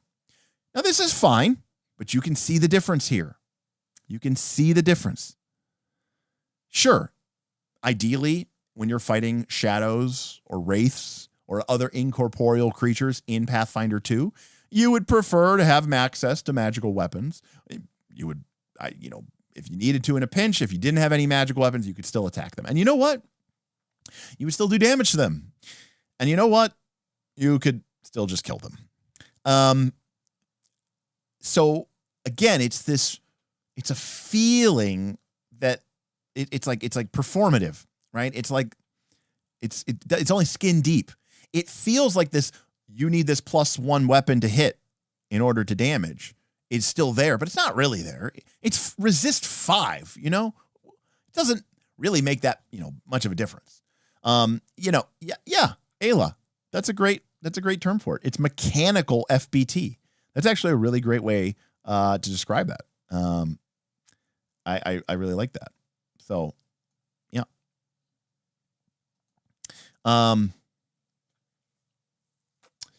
So those were like the 3 things that I really, really loved about undead monsters in the older versions of the game. And when I play games like Dungeon World, okay, I will use these bases, this basis as a way to inspire my GM moves, because I want to kind of harness some of that old school undead fearfulness and scariness. And I want the party members to feel like their life is being drained away, that that their weapons are just bouncing off of this necromantic flesh, and that the creatures do not give ground and will not listen to threats or reason, to make them feel this kind of like powerful, implacable foe that is just really, really scary. Now, same thing is true with a game that we're going to be talking about next week on the channel. Actually, Ayla will be joining me next Thursday, to talk about Forbidden Lands Part 2. We did a stream earlier last year, maybe like 4 or 5 months ago, and she's been running games. I'd like to run some games, so we're kind of getting geared up for that. But if we take a look at the Forbidden Lands, okay. If we take a look at the Forbidden Lands, then we can see that you have. What is going on here? All right, here we go. Sorry. In Forbidden Lands, you have monsters. Okay, and monsters are different than just creatures that you would fight. A goblin that you would fight, an orc raider that you would fight. It's not a monster. Okay, a monster is something kind of like what I've been talking about, something terrifying, something horrifying, right? Like a ghost. Okay, and what's really, really cool, okay, about monsters in Forbidden Lands is they all have what's called the monster attack chart. And then what you do on their turn is you roll a d6 randomly. I like to do it in front of the party members to roll to determine what this creature will do. Now, the first thing that you'll see here is ghosts are immaterial and can only be hurt by fire or magic. Even if a ghost is defeated, it will only be banished for a quarter of the day and then will return. The only way to truly destroy a ghost is to cast a Purge Undead spell on it. So already this game is giving me awesome monster vibes. Ghosts aren't just something that you can just go fight. If you are not prepared, if you are not bringing flame and magic, right? If you're not bringing a Purge Undead spell, you are not going to be able to be able to succeed at fighting them. I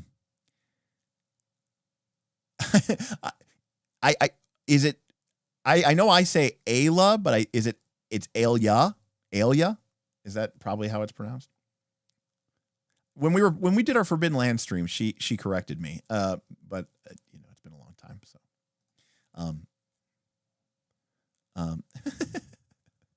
to this day, I don't know how to say insert name here.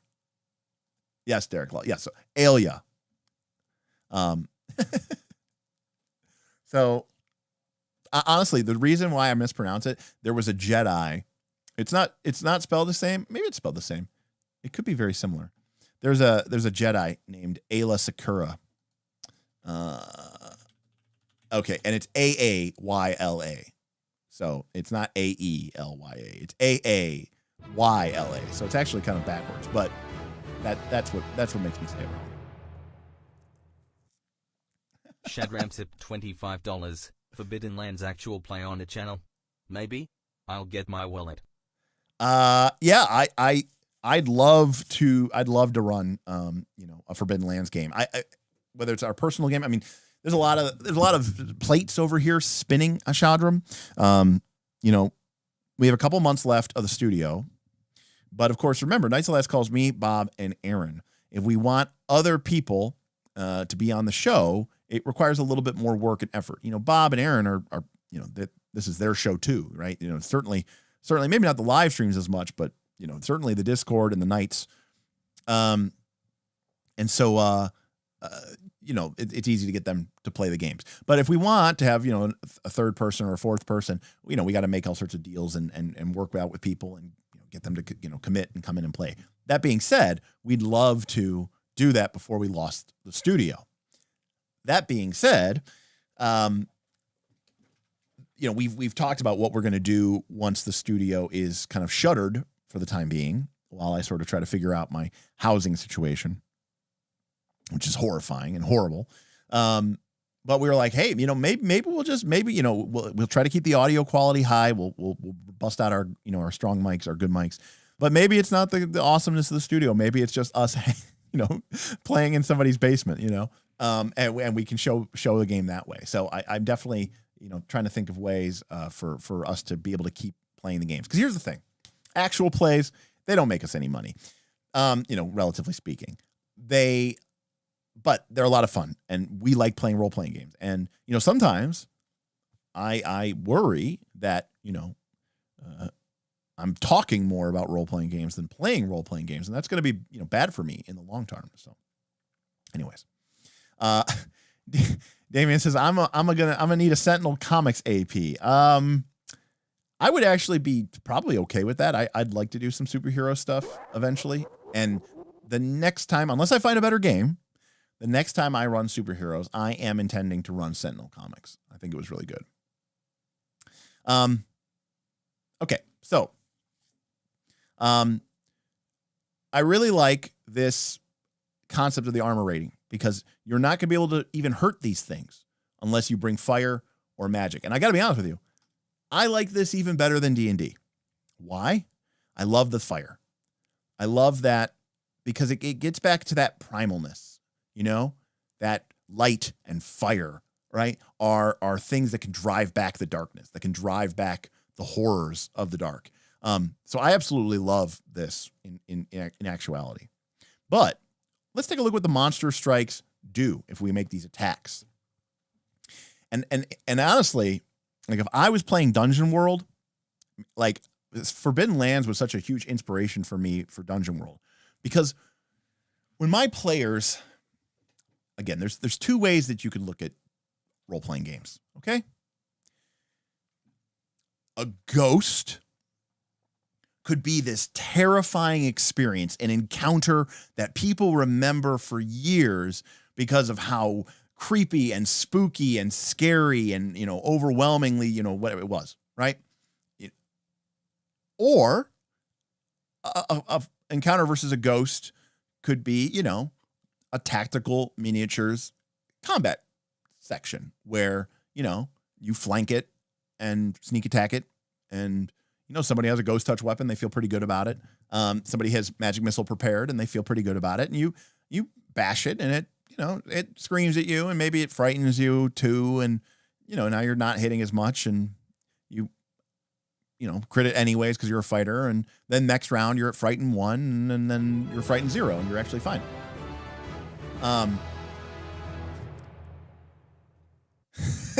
Lollipop Candy tip $10. Actual play in someone's basement? Seems legit. I don't want to paint myself into a corner here, okay? But Smith, more so than me, Smith is distraught at the idea of losing the studio. He loves it. And he likes playing. He likes being in person. He just loves all that. And I'm like, dude, I just can't do it. It's too much money. I'd have to re-sign the lease. The rent's going to be going up. I would someday like to move out of my small condo and get a real proper house, but everything is so crazy right now. I just don't have the money for it. But I was like, Smith's like, well, maybe we could, and I was like, Smith's like, well, maybe, we could set up cameras here. And I was like, I don't know. I just feel like that's going to look really unprofessional, and it's going to look, whatever. But then, I had, Smith brought me around to the idea of, this isn't the show. This isn't the Knights of Last Call. This is the Knights of Last Call in exile. And we'll still try to, do our best to keep the audio quality high. Maybe the video quality won't be as high. The lighting won't be as good. We wouldn't have really cool lighting effects and studio walls, right? But the idea that this is the show, with like a little banner across at the bottom that says, in exile. I was like, for some odd reason, that actually kind of really appealed to me. And I actually thought that was kind of cool, right? Because it makes us feel like we've been displaced from our rightful fortress. And we're sort of having to like lay low in somebody's basement for who knows how many months or whatever, while, we try to figure out what our eventual plan is. I've really come around to that idea. So we may end up doing something like that. We'll see. GM Scott with his 20-month member message says, just move into Smith's basement. Do you mean the game, the studio, or do you mean me personally moving into Smith's basement? To be fair, Smith's basement is 100% basically built around Smith playing games. Like, his kids aren't allowed to go down there. I mean, I'm sure they do from time to time, but like, there's nothing in the basement. It's a finished basement. It's got a bar. It's got a couch, and it's got a big TV, and it's got a big table and a bunch of minis and a bunch of other stuff. It is for Smith to play games in. And so we could set stuff up there and it would not disrupt anything in Smith's house. We just have a lot of stuff, and small basements and stairways and stuff like that can sometimes be a problem, So that's the only X factor, So I see a couple things here. Sean says the Forbidden Lands ghost is pretty much the exact same stat as the ghost in Dragon Bane. Yeah, the number of overlaps between the two of them is actually really, really high. Like, if you play Dragon Bane, it is trivial to switch to Forbidden Lands and vice versa. Like, for example, I knew Forbidden Lands really well, and so when I started playing Dragon Bane, I was like, oh, this is super, super easy. Alia says, also being somewhat pedantic, the GMG does say you can choose the attack. Rolling the D6 is optional. Rolling for it is certainly fun, though.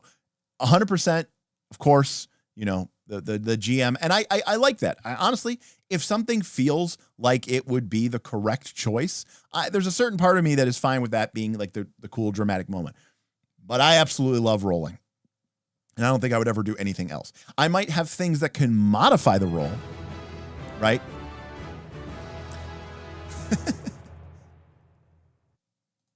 Stredlow tipped $3. Yes, listen to the little Smith devil on your shoulder. Smith is a very persuasive man, and excuse me. So, I've lived in worse places. Let's put it that way. Smith's basement's real nice. And again, it's perfect for gaming, because when there's Aaron's garage has a side door. You go in through the side door, you're in the garage, but he's got a bigger garage. So like it fits the two cars, and there's still like a little area where you could have cabinets and a workbench or whatever. But then there's a door that has stairs that go down directly into the basement. And so basically when we go over to play Smith's house on Fridays, we just park, we come up to the side door, which he leaves open. We come in, we bypass his dog, his cats, his kids, his wife. We don't bother anybody. We just go straight into our little tunnels and trolls den. And we game, and it's actually a really nice setup. And Smith will be the first to tell you, that When he bought a house, he was probably like, it's got to have this criteria to be able to be something I would buy because, you know, I got to play my games. Something, Xandering Smith House. Yes, absolutely. Akemos says, I sometimes really appreciate this style. I fondly remember a terrifying fight against one armored skeleton as a 500 XP Warhammer Fantasy Roleplay 4th edition character. We did nothing to it. And yeah, now like, listen, I get it. I understand that what Ikemos is describing here is not balanced. It may not be tactical. It may not be cinematic. Okay. But I've been playing this game for a long time. And let me tell you something. The reason I play D&D is so that I can feel something and I can have these memories, this nostalgia with my friends, with my brothers and sisters in arms. And we remember the gross failures and we remember the great successes. But I want things that bury themselves into people's consciousnesses. And for me, nothing does that more than Undead, right? So, you know, Ikemos is obviously saying this, that, you know, he fondly remembers a fight that on paper you would say was really boring. People would say, that fight sounds terrible. It wasn't balanced for you and you couldn't even hit it and you couldn't even done it, but you fondly remember it because it created this memory in your brain that has lived with you. And that's just so powerful. There's very few games that can really do that the same way that role-playing games do. I played a lot of games of Magic the Gathering, a lot of board games, and there's very, very few moments or whatever, like even like insane plays or top decks from Magic the Gathering kind of, you know, eventually get forgotten. And I'll be honest with you, I've played a lot of D&D campaigns. I've played a lot of Pathfinder campaigns that ended up feeling more like I played a Magic the Gathering tournament or a board game, in the sense that as the days turned into weeks, turned into months, the sessions rolled on, and then, you know, the campaign ended. Maybe we finished, maybe it just withered on the vine and died out. But when I look back on it, I go, I know we were getting together a lot, and I remember there was a lot of dice rolls and maps and minis and monsters, but I don't really remember it in a meaningful way. But there are plenty of RPG moments I do remember, and they usually have to do with something like, you know, as an example, this undead monster, right? And so, yeah, you can see here, you know, the ghost lunges at the creature and they do damage, but it's not just do damage. They're thrown away and they end up prone, right? Think about this from a cinematic and a movie perspective. It's not just like, it's like, no, it's like you're being hurled back by this ghostly force. And then here, it turns your blood to ice with a ghostly scream, the gaze of death, you know, and it's very evocative. It creates a lot of, memorable moments, and it plays into your idea of what a ghost, you know, we go into these games and we have an idea, this concept of what a ghost is. You know, one thing that I've actually had a problem with, it's actually a weakness in my GMing style, is that I've been playing for so long, for so many years, decades, with people like Tim and our buddy George and Smith, our buddy Rich, and these guys have been playing D&D with me for decades. So they've been around the block. They've GM'd. So they know what these monsters are, right? They can like appreciate that when a bunch of chickens show up on the side of the road that look a little strange, they're immediately going, oh my God, these are cockatrices. But like when I play with people like Bob in his, you know, naivete, it's a weakness for me because I'm so used to playing with people who know all this stuff. And so like all I have to do is just hint at it. And their eyes turn white because they're like, oh shit, it's a blank. And Bob will be like, how did you possibly know that? You know? Yes, absolutely. Bob with the Etten. You know, Bob did not know what was going on. He did not understand. Whereas anybody who's been playing the game for a long time was immediately like, oh, Derek is foretelling, you know, an Etten. So anyways, drop the monster's attack on the table and roll in front of them. Better yet, GM Scott, make them roll for it. Now, listen, you're right. It wasn't tactical. I like tactical games, but not all games are played for the same reason. I agree. I'm not trying to bemoan tactical games. I am telling you, however, that the things that I love about monsters kind of go away in modern games. For sure.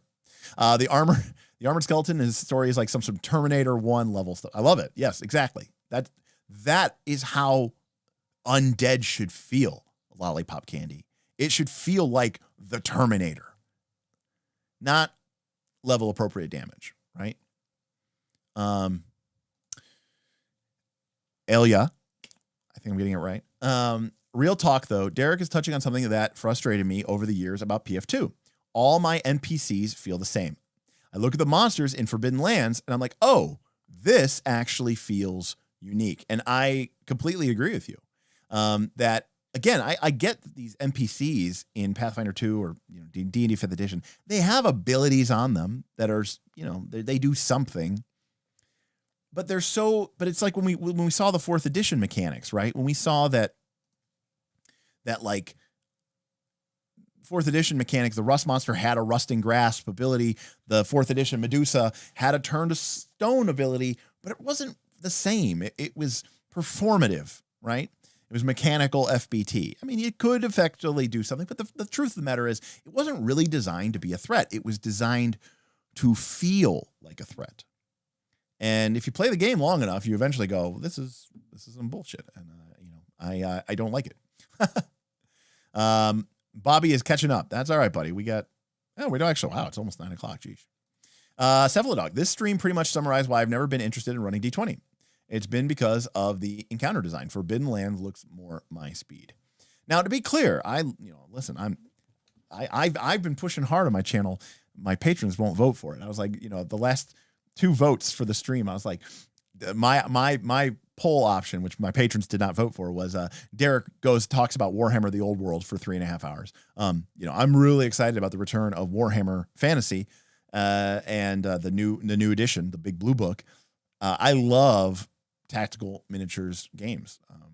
I used to play in D&D minis tournaments when that was a game at Gen Con and Origins.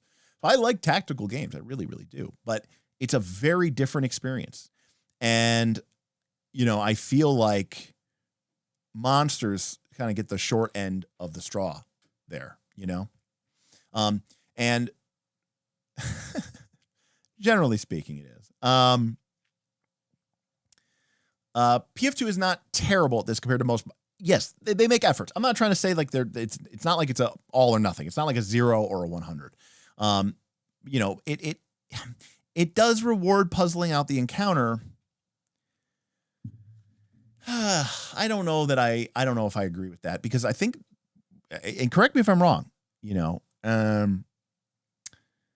like most of the time figuring out the monster in Pathfinder 2nd edition means figuring out which of its 3 saves is the lowest, and like maybe which damage type it has weakness to. That's usually what it is, right? And even then, like the weakness is like, and you'll do 5 extra damage. It is something.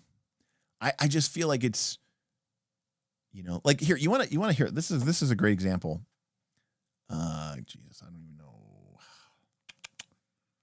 even know where to find this thing.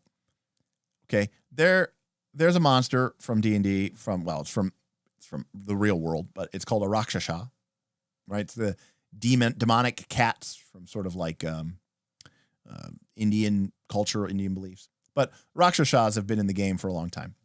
And Rakshasas used to have this thing where if you hit them with a blessed crossbow bolt, they just died instantly. Didn't matter how many hit points they had. They just, they just died. Like that's awesome. That's awesome to me. I don't know. I just feel like that is, if the party learns that, that the evil vizier who is manipulating the young empress is a Rakshasa. And they go, they're ready to, they're like, we're going to go fight it and deal with it. And someone's like, oh, okay, it's like the black arrow from The Hobbit. They're like, we have this one holy bolt for only, not for a bow, but only for a crossbow. It literally had to be a crossbow bolt. And then they're walking in. The whole fight is just, Smaug is a great example of this, right? Look at the fight versus Smaug. That thing fought the dwarves. It fought the lake town. It burned the lake town to the ground. It got killed with one shot, right? Bard hit it one time. Black arrow in the scale, in the whole scale. That Bilbo had discovered that he told the thrush to, and the thrush went and told Bard because he was descended from the kings of Dale who had the ability to speak to birds. So the challenge wasn't reduce the dragon to 0 hit points. The challenge was, do those steps of do those things in order so that you could just kill it with one arrow.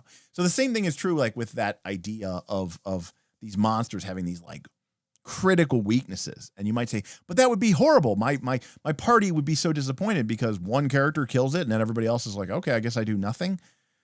If that's the way that you're looking at the game, then absolutely not. That's not the way that you should be doing it at all. In fact, it's a good thing that you're playing a game like 4th edition D&D or Pathfinder 2nd edition or whatever, because those games are designed to sort of not allow that because they don't want that experience. But in my world, I do. All right. Let's talk a little bit about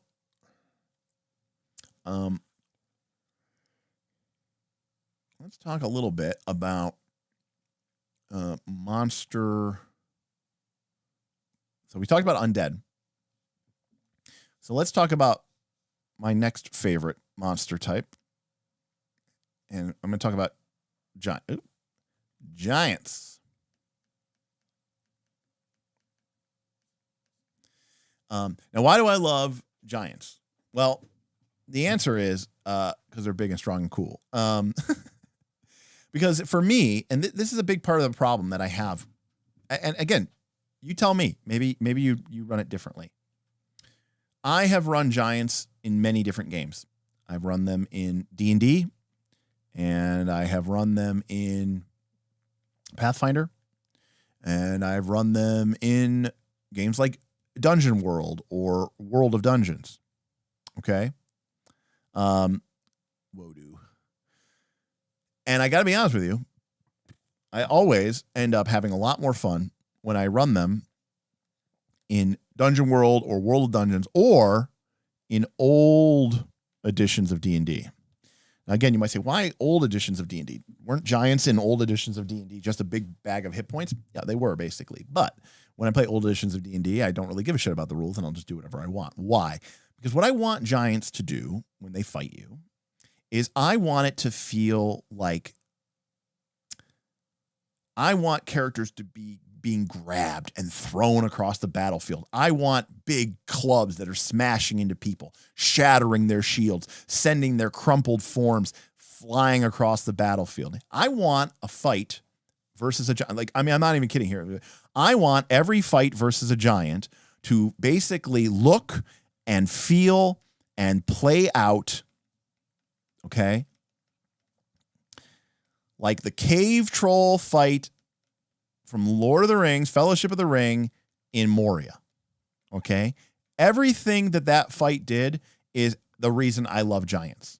I love the people diving underneath its legs. I love that, it's big and it's huge and it's scary, but it's also big and lumbering and it's, it'd be like if I was surrounded by a bunch of, cats, I'd be like, I can't, it's trying to step on them. It's trying to stab them. It takes Boromir and he throws it across, Boromir gets thrown across the room and, gets stunned because he just gets completely demolished. He's swinging with that big club at Gimli and Gimli's leaping out of the way. The tomb is getting exploded. There's rock debris going everywhere.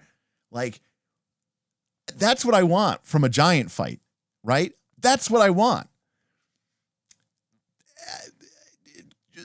Modern D20 just does not deliver on that at all. I'm sorry.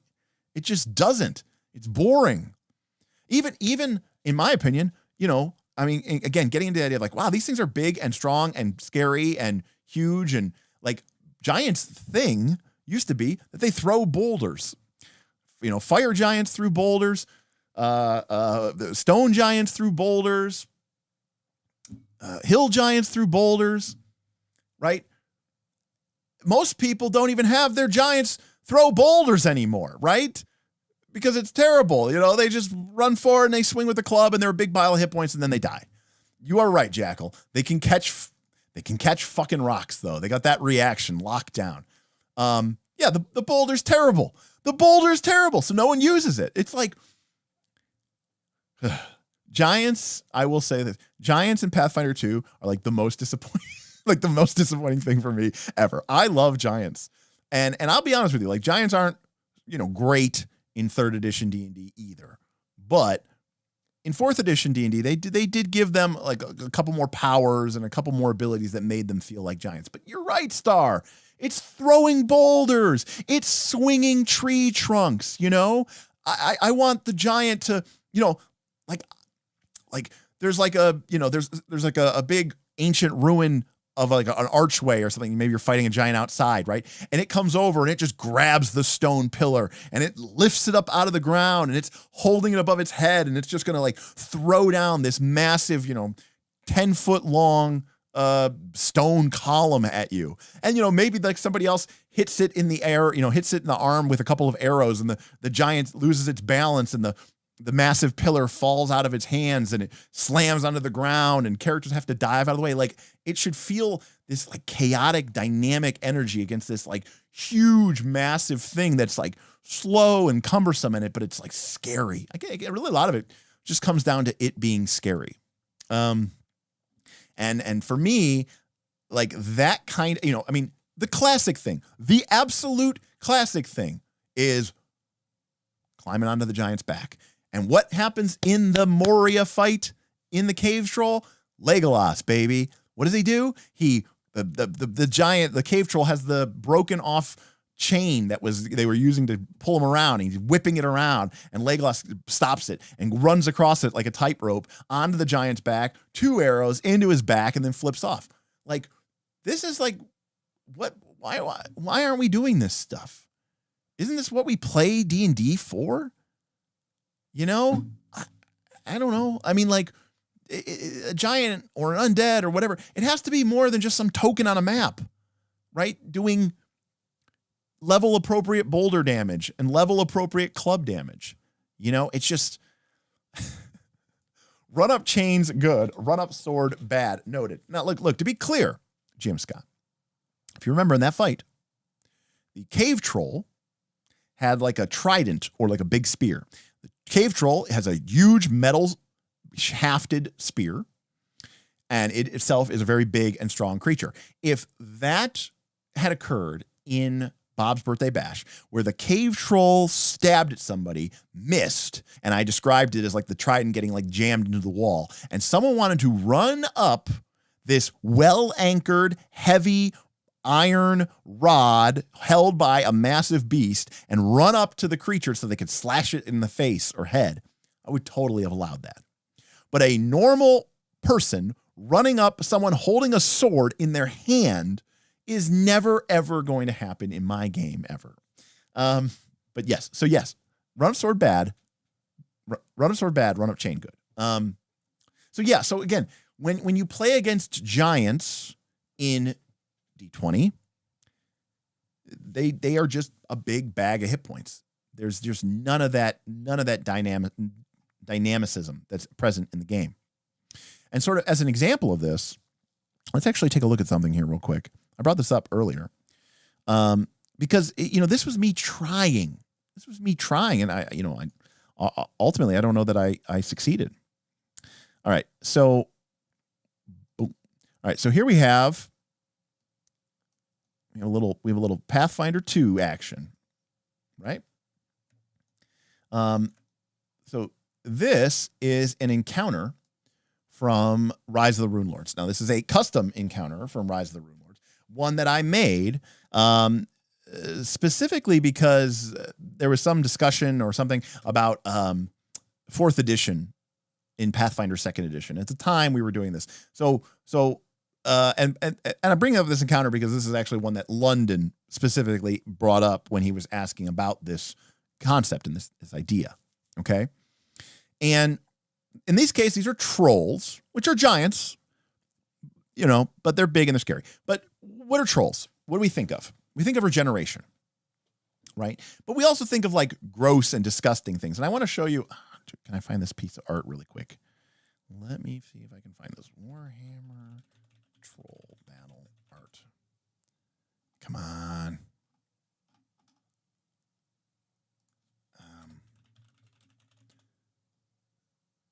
There is this, well, I can't find it. All right. There's this famous piece of Warhammer art where there's like a squadron of Imperial soldiers fighting like 2 or 3 trolls. And one of the trolls in Warhammer, they have this ability to vomit their attack. So anyways, and it's spraying all over them. That was an inspiration for this. So when I made this, let's for reference here, let's start with this. This, now I named it a Skull Taker Troll because, whatever. But this is a bog standard Pathfinder 2 troll. Okay?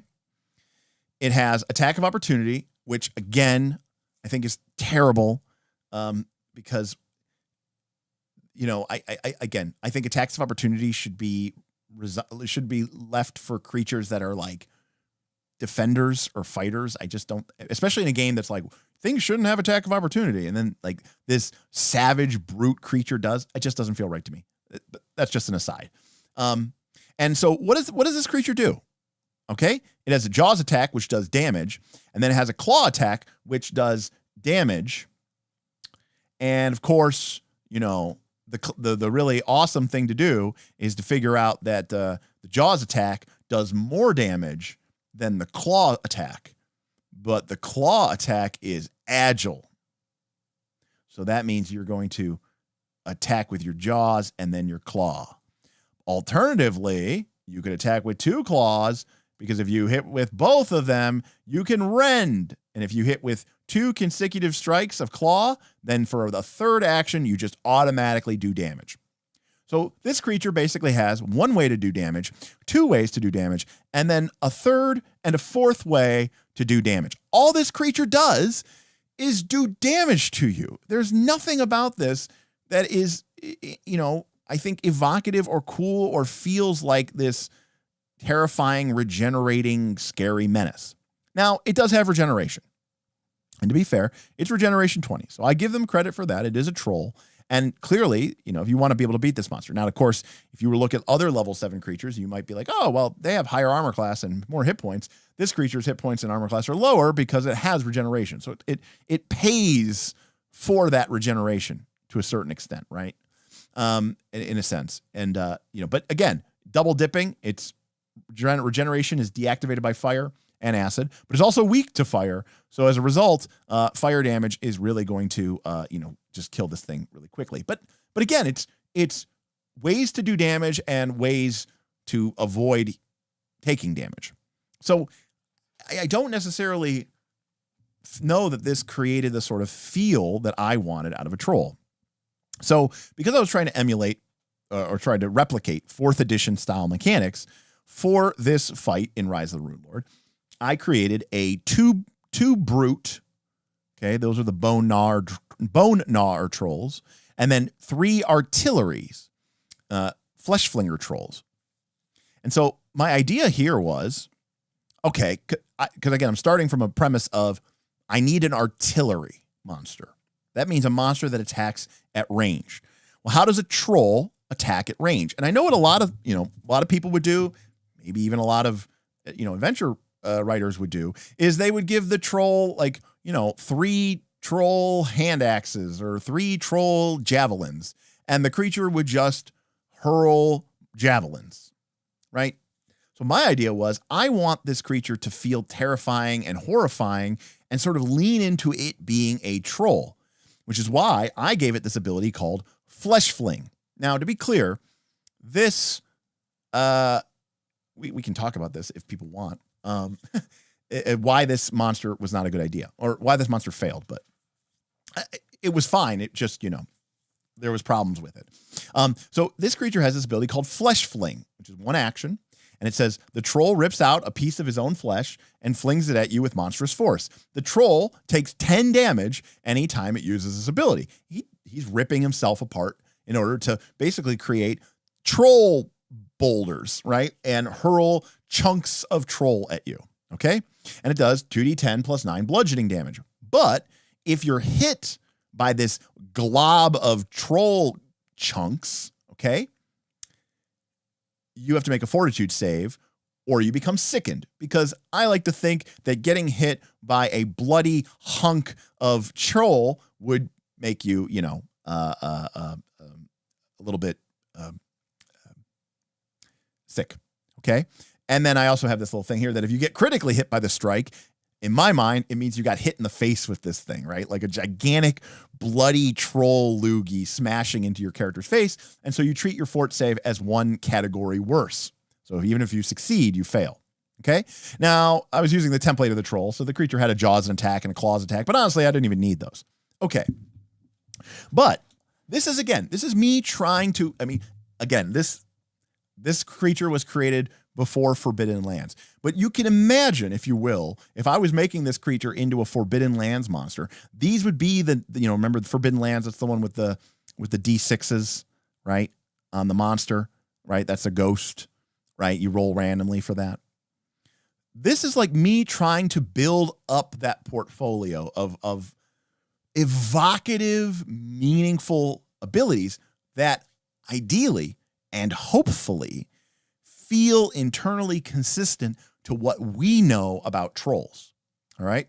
So I also gave this creature 2 more abilities: Skull Peel and Dismembering Hurl.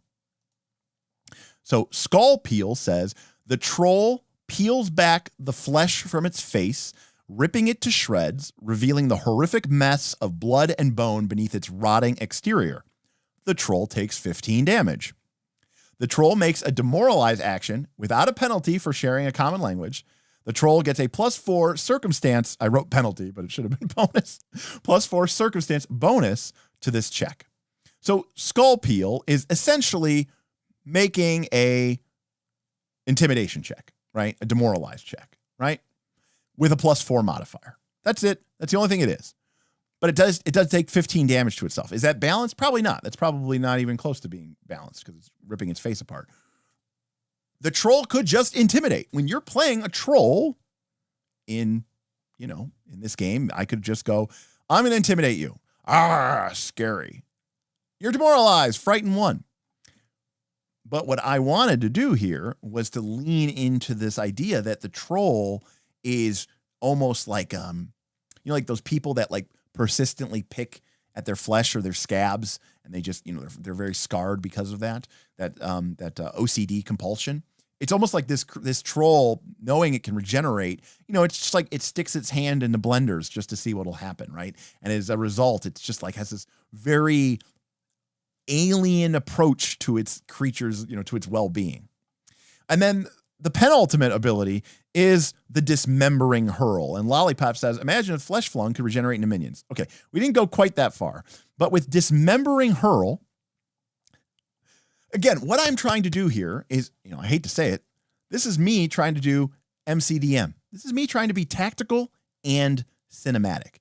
To me, Dismembering Hurl is the definition of cinematic. Why? Because when I describe this, you will easily imagine what this will look like in the movie. And as I go through the effect, you will go, oh, of course it does that. Dismembering Hurl, 1 action. The troll rips one of its arms off and hurls the limb like a living javelin. The troll takes 15 damage every time it uses this ability. And once used, the troll cannot use this ability again until it's been re-healed to full hit points. The idea being that it can't hurl another arm at you unless it goes all the way back to full hit points, which means clearly its arm has regrown. Make the same attack, Flesh Fling, but turn the damage from bludgeoning into slashing. Additionally, a target struck by the Dismembering Hurl must make a reflex saving throw. Why? Well, I'm ripping off the creature's arm and throwing it like a javelin. It's slashing damage because, the claws are at the end of it. But why are you making a reflex save? Well, because if you fail, you get basically, now it says here, you take 2d6 persistent slashing damage and are grabbed until you escape. The persistent slashing damage ends only after you end the grab or the restrain. Basically, it throws the arm at you. The arm is still living. It grabs onto you, and it's ripping into your flesh and crawling around on you and holding you down to the ground. Okay? That, to me, is very cinematic. And when the arm hits you and does a bunch of damage, and then I describe it grabbing onto you, and I ask you to make a reflex saving throw, and it starts, the limb is, holding onto your ankle or your leg, trying to keep you pinned in place, everyone's going to go, of course it does that. It's a troll. The troll arms, they're still, they have a mind of their own, even after they've been ripped off of the creature and hurled across the battlefield. So obviously it's a tactical ability. It's going to limit the ability of the creature, of the people to move and to benefit from those type of things. So this was me trying to create something that was a balanced level 7 creature, so that the party of, let's see what level Asius was here. I don't even know. Where you at, Asius?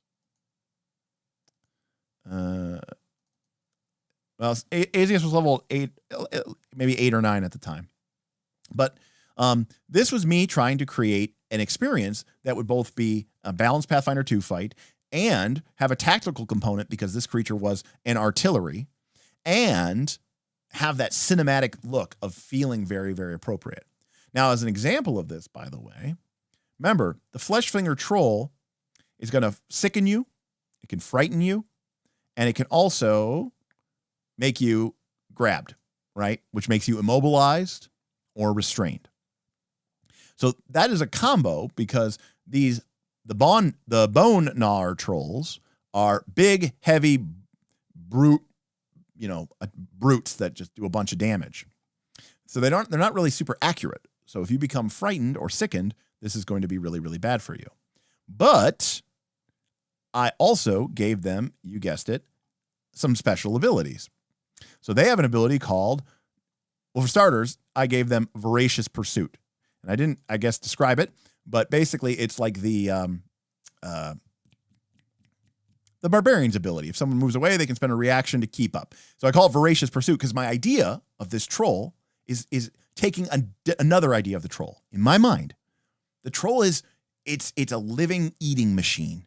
It's always hungry, think about it. It's constantly regenerating. Its metabolism has to be like through the roof. So part of what I wanted to do here is have the idea of playing into the idea of the troll being, obsessed with food. $10. Hey, Wild Sea actual play would be dope. Yeah, Cephalopod. I mean, Wild Sea really impressed me. And I got to be honest with you, FU is probably the game that we are most likely to play an actual play of. I'll be honest with you. Because I do think it'd be really good for the channel. I think we could do it in a short amount of time and get and actually have a nice cohesive story with it, kind of like we did with Brute. So I think Fabula Ultima is probably going to be what we actually end up doing Cephalopod. The problem is we got to find players, and we got to have a good crew together. Otherwise, it won't work. Game's only as good as its crew. So anyways, basically, if you move away from this guy, he's hungry. He chases after you. So then he has this ability called Gnaw and Chew. And I guess, did I not delete these abilities? So I don't think I properly described this, but like his jaws, because again, these are just me writing down monsters to play. I'm the only GM. The jaws have a grab, right? That's plus grab. So the idea is this Gnaw and Chew is kind of like a constrict ability. So the creature wants to attack you with its jaws. I made sure that its jaws did a lot more damage. It wants to attack you with its jaws. It then uses an action to grab you, right? Grabbing you with its jaws, because it's basically gulping you down into its throat. And then it can spend an action if you're grabbed. That's what this doesn't describe here, this Gnaw and Chew. And it does 2d12 plus 8, aka the same amount of damage it does with its jaws. It's just with a basic fortitude save. So, for double, half, or nothing. Double, regular, half, nothing. But no map attack, right? So that's really great. So it can basically spend its first attack to jaws you, second attack, grab you, third action, gnaw and chew, and kind of grind you up and not suffer from that multiple attack penalty because it's a saving throw, not a attack. But this troll also had an ability. Again, I wanted to play into that idea of eating and digestion and trolls and nastiness and everything is gross. So it has a 2-action vomitous pre-digestion. The troll expels out a wave of corrosive enzymes and stomach acids that deals 8d6 acid damage in a 15-foot cone. Make a fortitude save. The save is for damage, but also to be sickened. Because again, I think being covered in troll vomit would be pretty sickening. But it has a little special thing here. A creature currently grabbed by the troll, which by definition, it should have said grabbed by the troll's jaws. AKA, if you are in the troll's mouth when it does this, you make your fortitude save, but it gets reduced. It gets worsened by 1 step because, you're taking it point blank right in the face. You're likely to get, So that was the Bone Gnawer troll. And also this map, as someone correctly identified, good for you. Yeah, Shadram says it's a Seafoot map. It is a Seafoot map, actually. By the way, if you didn't catch this episode, my bomber-ass player, Matt Holloway, who had a Sorcerer Burl, this orange shape here was actually a wall of fire that he cast over this entire bridge, lighting all of these trolls on fire and also making it hard for them to throw their body parts at him because, there's a wall of fire in the way. Anyways, so, this was a pretty nasty fight. It went pretty harsh and it went pretty hardcore. So you want to know why these trolls didn't work. They look great to me. And I'll tell you why. Because there's too much processing that happens. This flesh flinger troll might, in a turn, it might start off by doing a skull peel. I rip off my face and I reveal my horrific skull. I make a demoralize check. So then I have to take 15 damage. I have to record that on my troll, 15 damage. Then I make a demoralize check with a +4 circumstance bonus against a player. I beat their will DC. So they are frightened 1. Great. Their AC's down, frightened 1. Okay, next. Second action. I'm going to flesh fling. I'm going to hurl a chunk of my own flesh at the target who I just demoralized. Cool. I have to mark 10 points of damage. Then I have to make an attack roll at +18. And then if it hits, it does 2d10 +9 bludgeoning damage. But then the target also has to make a fortitude save.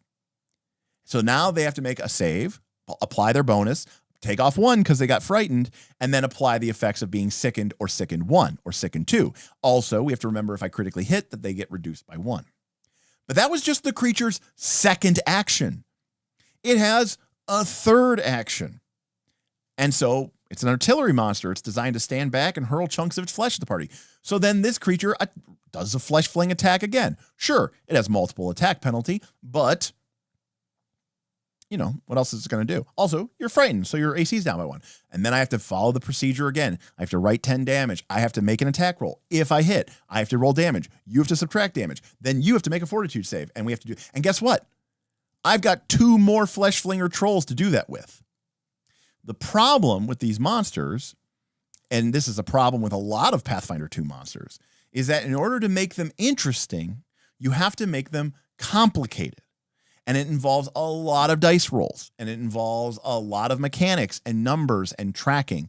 And that, in its own way, is self-defeating, because then the process no longer feels visceral. The process no longer feels savage, feral. It feels mechanical. It feels like, it's more like you're doing something in Microsoft Excel, like, okay, if then this, proceed this, sum product, this column. And like, it just, it really grinded, in the game. There what's interesting, as a side note, 4th edition D&D, if this existed in 4th edition D&D, 4th edition D&D, there wasn't players didn't have a reflex save or a fort save or a will save. You had a defense, a fortitude defense, a reflex defense. It worked the same as armor class.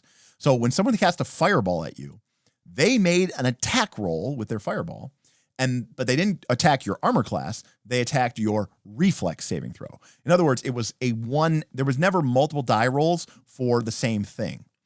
The way that I should have designed this Flesh Flinger troll is that this creature should have attacked your fortitude defense. That's not really a thing that occurs in the game, though. And so this is one of those instances where I was trying to respect, right, the way that Pathfinder 2 is designed. The way Pathfinder 2 works is if something is a physical projectile and it's being hurled at you, that is an attack versus armor class. Then if it's gross and disgusting and you might end up being sickened as a result of it, then if you're hit, then you make a fortitude save. And as you get higher level in Pathfinder 2, there are many instances where one roll triggers another roll, which triggers another roll, which triggers another roll. And you end up making like 3 or 4 die rolls plus damage rolls for every attack. And in Pathfinder 2, you get 3 fucking actions. So it just grinds to a halt. And that, again, so while it was, in my mind, a very cool monster with some really flavorful cinematic abilities, it still failed in a way because it didn't have that level of feralness and visceralness. It got buried in the minutia and the complication of the encounter. So hopefully that makes some sense. Okay. Sure. I kind of get it now. PF2 does this worse than 4E because one of these trolls is fine as a solo at PL4, but it breaks down as a lackey at PL8. That's a great way to think of it too. In fact, that's actually a common problem I have with Pathfinder 2 monsters is you look at a monster and it's got 3 or 4 abilities and you go, oh yeah, it's a level 8 monster. My party's level 5. This will be a great boss monster or a big lieutenant. Great. But now imagine using that monster when the party's level 8 or 9 or 10 and there's 3 of them. It would be a nightmare. Yeah. Hey, Ben. Howdy. For sure. Table was killed by bookkeeping during play. And this is the reason why, again, I love monsters like Undead and Giants, which are, by the way, my 2 favorite monsters types, Undead and Giants. Why I love playing them in basic D&D, because it's fast and because I can make crazy rulings and I don't really care, And I really love playing them in Dungeon World and World of Dungeons, where all the cool stuff that we were talking about, where the fight, the cave troll fight from Moria, where the Fellowship is jumping around, the terrain is being destroyed, Balin's tomb is being crushed through, Legolas is jumping on top of the troll, throwing things. Gimli that's another awesome thing, right? Where the troll is swinging at Gimli, but Gimli's sort of ducking and dodging and weaving, and the troll's taking out the little goblin minions instead. Gimli's kind of leading its attack to kill goblins. That is the stuff I want to have happen when the party fights a goblin. For me, the Moria fight, which was very much inspired by I think Peter Jackson was very inspired by Harry, was it Henry Harryhausen, whatever. Stop motion, clay motion fights. I want the fights versus the giant to feel like that. And I want the size of the creature and the way that you react to it and the way that they move across the battlefield to feel like that. How would your custom trolls work in Dungeon World or whatever? Great question, Streblo. In Dungeon World, the group might be, again, GM moves aside. I might make a soft move where I was like, you look in horror as the troll buries, maybe you don't know that it can do this, buries both of its hands into its chest, rips out a squirming, pulsating, bloody mass of troll fat flesh, and then, arms cocked, hurls them down at you. What do? And the person might say, I leap out of the way, I dodge out of the way, I raise my shield up. And they roll. And I say, okay, you're basically defying danger. And I go, okay, you're raising your shield. You're defying danger with Constitution. Roll with Constitution. You roll a 7, 8, or 9. And I go, okay, that's a partial success. So I say, the blobs of flesh smash into your shield. And you don't take any damage, but you are covered in filth and vile and grim blood and mucus and bloody troll stumps, which are quivering at your feet. Mark a condition or take -2 ongoing, or until you deal with this, or I don't know, you start vomiting. I would just go with the fiction and just, that's it. They make one roll, and if they get a 6-, it's real bad. If they get a 7, 8, or 9, it's good but not great. And if it's a 10+, they're awesome. They're totally fine. And that's just it. That's how you do Dungeon World. And so for me in Dungeon World, we've shown Dungeon World monsters on this channel before. They're very basic. They have like 3 lines of text. It basically just says, what is it? What's the monster's instinct, and what are some examples of what it might do? So in the Dungeon World thing, you'd have Flesh Flinger Troll, and it would say, instinct, to hurt itself and others. This kind of weird masochistic, this weird sadomasochistic troll, right? And then you might have 3 moves, example moves. It's like the troll rips the chunk of flesh and hurls it at you. The troll rips off its limb and hurls it at you. Hell, in Dungeon World, it might be like the troll rips off its head and throws it at you. I don't know, like there's all sorts of weird, crazy shit that you could do. I could imagine like a troll that's dead. Like this would be a great move in Dungeon World. Like someone rolls a 6-, right? Which is bad. So I get to make as hard of a move as I want. And I could do this because I don't care. Whatever. There's no balance. There's a troll. He's been damaged, but he's still up. But he's like clearly injured and weakened. Maybe he's been burned. One of the other Flesh Flinger trolls looks over at him, kind of grins maniacally, walks over, grabs his troll buddy's head, wrenches it off of the troll. The body falls to the ground. He takes the head and hurls it at the party. Not only like a boulder, but then the troll head is over there just biting and grappling and licking, trying to grab you with its tongue. Like, that would be a really cool visceral moment for me. And I think it doesn't matter. Yeah, you're going to win. Of course you're going to win most of the time. It's D&D, or you're all going to die, and it doesn't matter either way. You'll make new characters, or I guess never play Dungeons and Dragons ever again. But either way, you're going to remember when the other troll walked over to the damaged troll and you thought he was going to help him put out the fire, but instead he ripped off his head and threw it like a missile weapon. That's going to stick with you a lot longer than that time that the troll had a +3 to hit because, it was aided and it had a heroism spell. Let's see here. Cephalodog says, if my odds of running a game like this was 4 out of 10 before, it has now dropped to 1 out of 10. Thanks. Targeting the different defenses wouldn't be all that different to just different athletics like grapple, attacking the fortitude save, or trip, targeting the reflex DC. I actually agree with you, Jake, but I will say that the so-called rider effects is an established thing in Pathfinder 2. And so this was just me trying to keep with the way that the other monsters that were designed by the game designer were built and designed.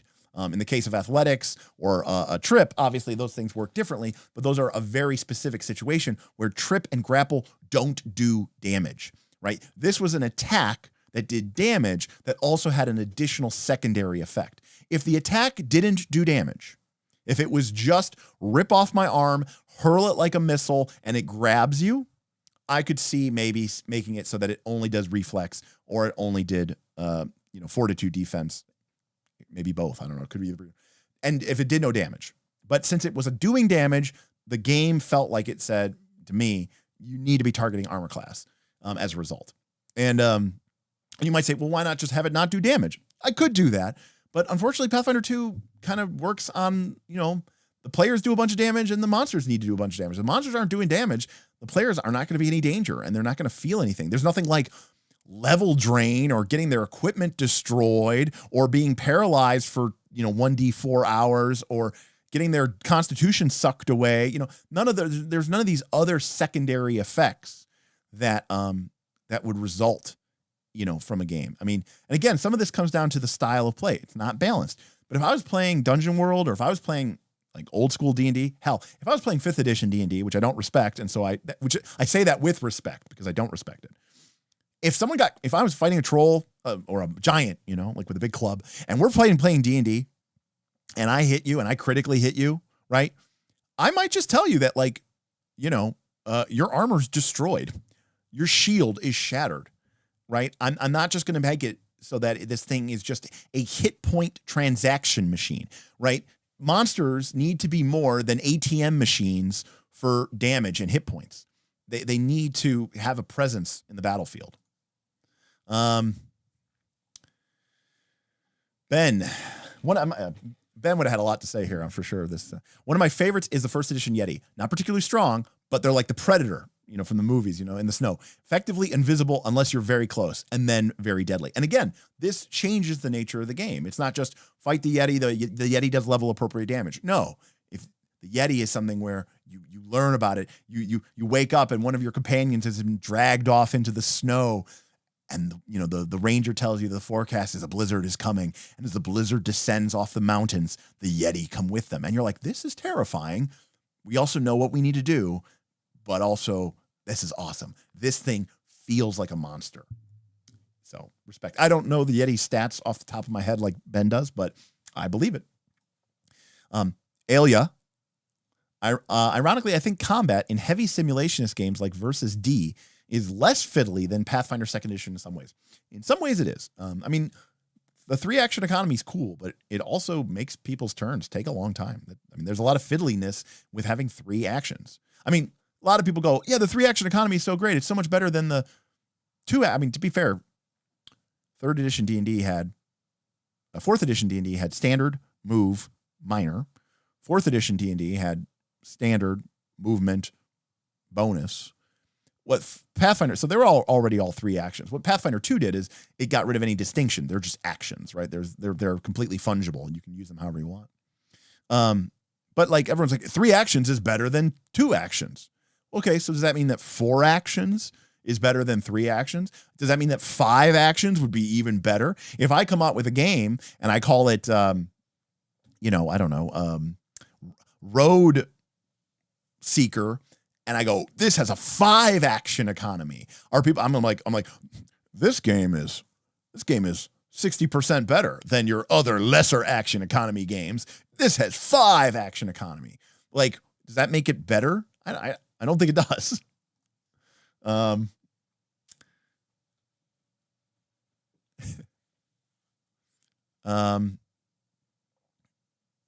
course, my favorite monsters are the Mythos creatures in Call of Cthulhu because there is no fighting them. And I mean, Call of Cthulhu Mythos creatures represent sort of the pinnacle of monsterdom, right? The true monster in that sense, can't be fought, in not in the sense of like fighting them hand to hand. You might have some arcane relic or ancient ritual or horrific sacrifice that can stave them off or put them back to sleep, but you're not like gonna punch them to death unless you're playing Pulp Cthulhu, apparently.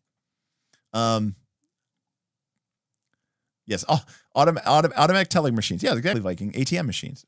After having seen 2 and 3 actions, I think 1 action is now the best. Rin, I don't disagree with you.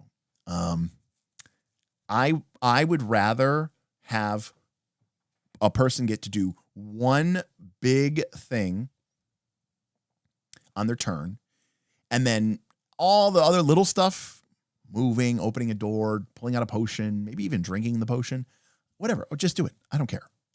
I'm not here to try to nickel and dime you on, whether that's a bonus action. How many interact actions did you take on your turn? You only get 1 free interact action. The rest have to, that's 5e, and Pathfinder 2 obviously has its own level of fastidiousness, so I'd rather just focus on you get to do 1 big cool thing. Everybody gets 1 big cool thing, Pathfinder remastered. Cephalodog, I know you haven't been around as long, but people were, very into their own Pathfinder 2 hacks, and people would call it Vin Finder was one that was very, very popular. And everybody was like, when are we going to see Night Finder? That is what they used to call it, was Derek and, the Knights vis-a-vis Smith and Derek sort of taking their approach to how to modify Pathfinder 2nd Edition. They were going to call it Night Finder. And yes, my pronunciation was correct. All right. Alia. I will try to get it right in the back. Again, I literally say it wrong only because of Ayla Sakura, the Twi'lek Jedi, who I met, actually, the actress, at Celebration. Was that what the Star Wars Celebration? They were like the Celebration cons. I think they were like the Star Wars cons. I had an ex-girlfriend that was really into Star Wars, so we went to one of those. Turns are 6 action. Each action takes a number of seconds. Yes. It's the 60 action economy. Each action is 1 second. You're like, okay, I am going to load this crossbow. You're like, cool. That is going to take you 37 actions. Wait, why? Well, because it would take you probably about half a minute to load that crossbow. Oh, shit. Road Seeker coming August 2022.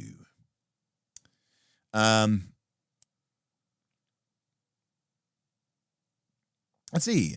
ML says, I am being disingenuous. I seem disingenuous to differentiate between, say, 5e and PF2 as 2 action, and 5e action economy often translate negatively, e.g. action spell equals 2 action, bonus action equals 1 action, movement bonus equals, etc. I'm not quite sure what you're trying to say, ML, because in my experience, there are a lot of instances where you can do a lot more stuff on your turn in 5th edition D&D. In 5th edition D&D, my character could move a little bit. My character could stand up from prone, move a little bit of a distance, make an attack against the monster, kill the monster, open up a door, move through the door, make a second attack against the monster, and then still have a bonus action left to do something. Maybe they're a rogue, so they hide or something, or they dash again or something. What I just described in Pathfinder 2, standing up for prone, 1 action. Moving, 2 actions. Attacking, 3 actions. Opening the door, 4 actions. Going through the door, 5 actions. Attacking again, 6 actions. Doing something else like hiding, 7 actions. So that would take you 3 rounds of combat to do in Pathfinder 2. And then you could do it all if you were like a 5th level fighter and you had 2 attacks or whatever. Multi-attack or whatever it's called in 5th edition. You could do that in 1 round. So I don't necessarily know that like one is better than the other. And as you pointed out, there are plenty of things in Pathfinder 2nd edition that take 2 actions or 3 actions. So in a sense, it becomes the 1 action economy in a way, or the 2 action economy, because you get to cast a spell and do something else. So, Ben, not to drag this into action design discussion, but WEG, West End Game Star Wars, is probably my favorite system in how it handles actions. You know what, Ben? I need to dig in to your dive, because I don't really know how WEG system works. Obviously I've seen it around cons forever, but I do not know the West End Games D6 Star Wars system. I'm sorry, I do not know it, but I'd be interested to see how it works. I bet it's punchy and quick and fun. I hope. It's Star Wars after all. Strong support for Age of Sigmar Soulbound. I've heard a lot of it pops up all the time on Drive-Thru RPG as like a top seller. The Age of Sigmar RPG game. 1 action, everyone spend finite encounter-based resources, metal for additional action. I like that. I like resources. Everyone knows that. And Jake also likes Age of Sigmar Soulbound. The PF2E door meta. Oh, of course. Right. The old 40 turns. I mean, that reminds me of like 7th Sea, where like you're not reloading your gun in a fight. It's just not something that's going to happen. Not in any realistic way.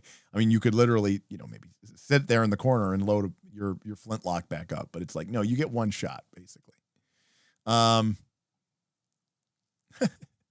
It does actually take 10 ready maneuvers to load each cartridge of a Colt Navy revolver. There we go.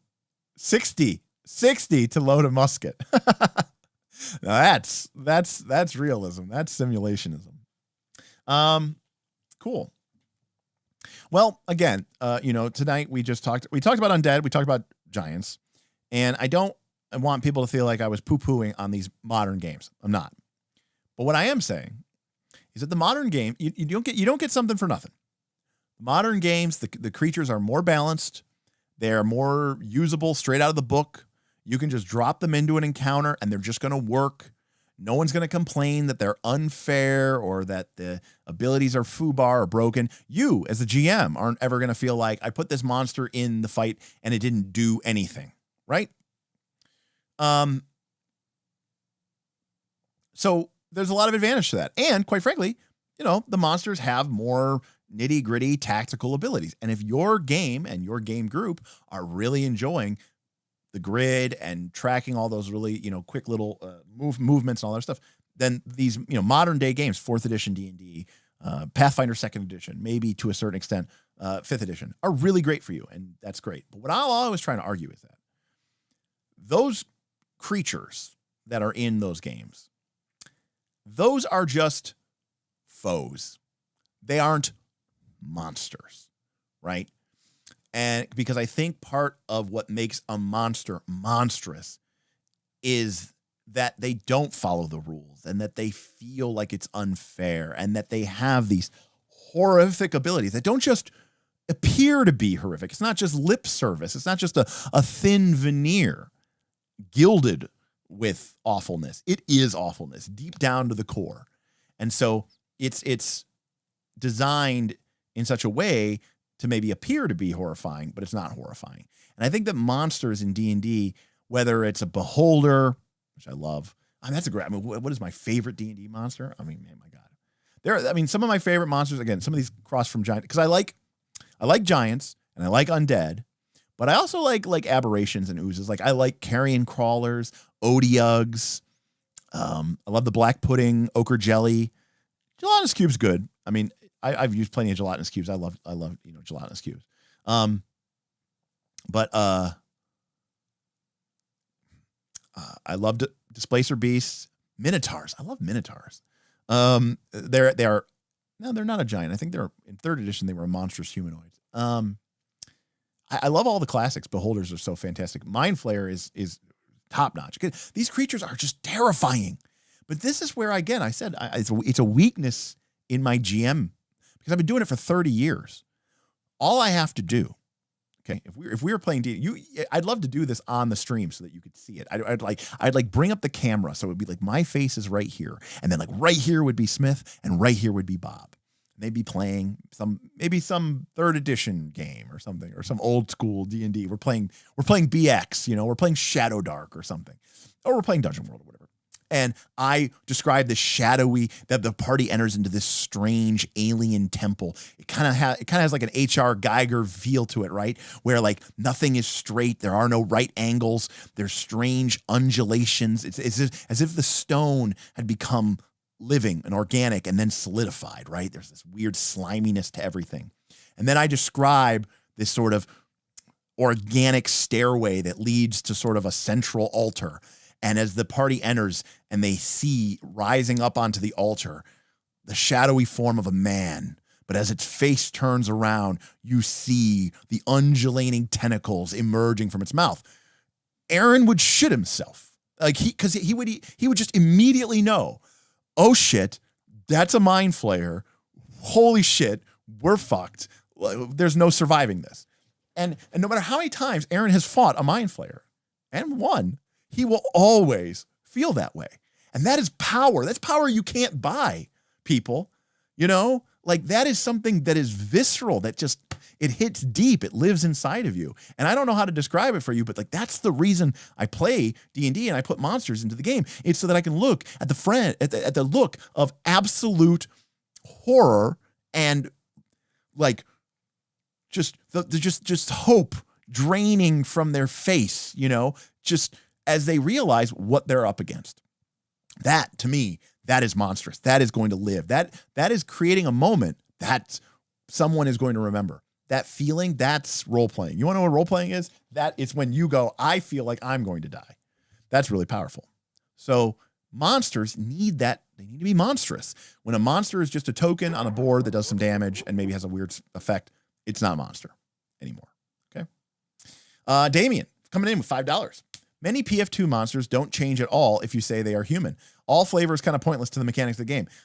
Damien, you are that is true. That is very true. And in fact, I would even go so far as to say that a lot of 5th edition modules, Pathfinder modules, they don't really even use monsters as much anymore.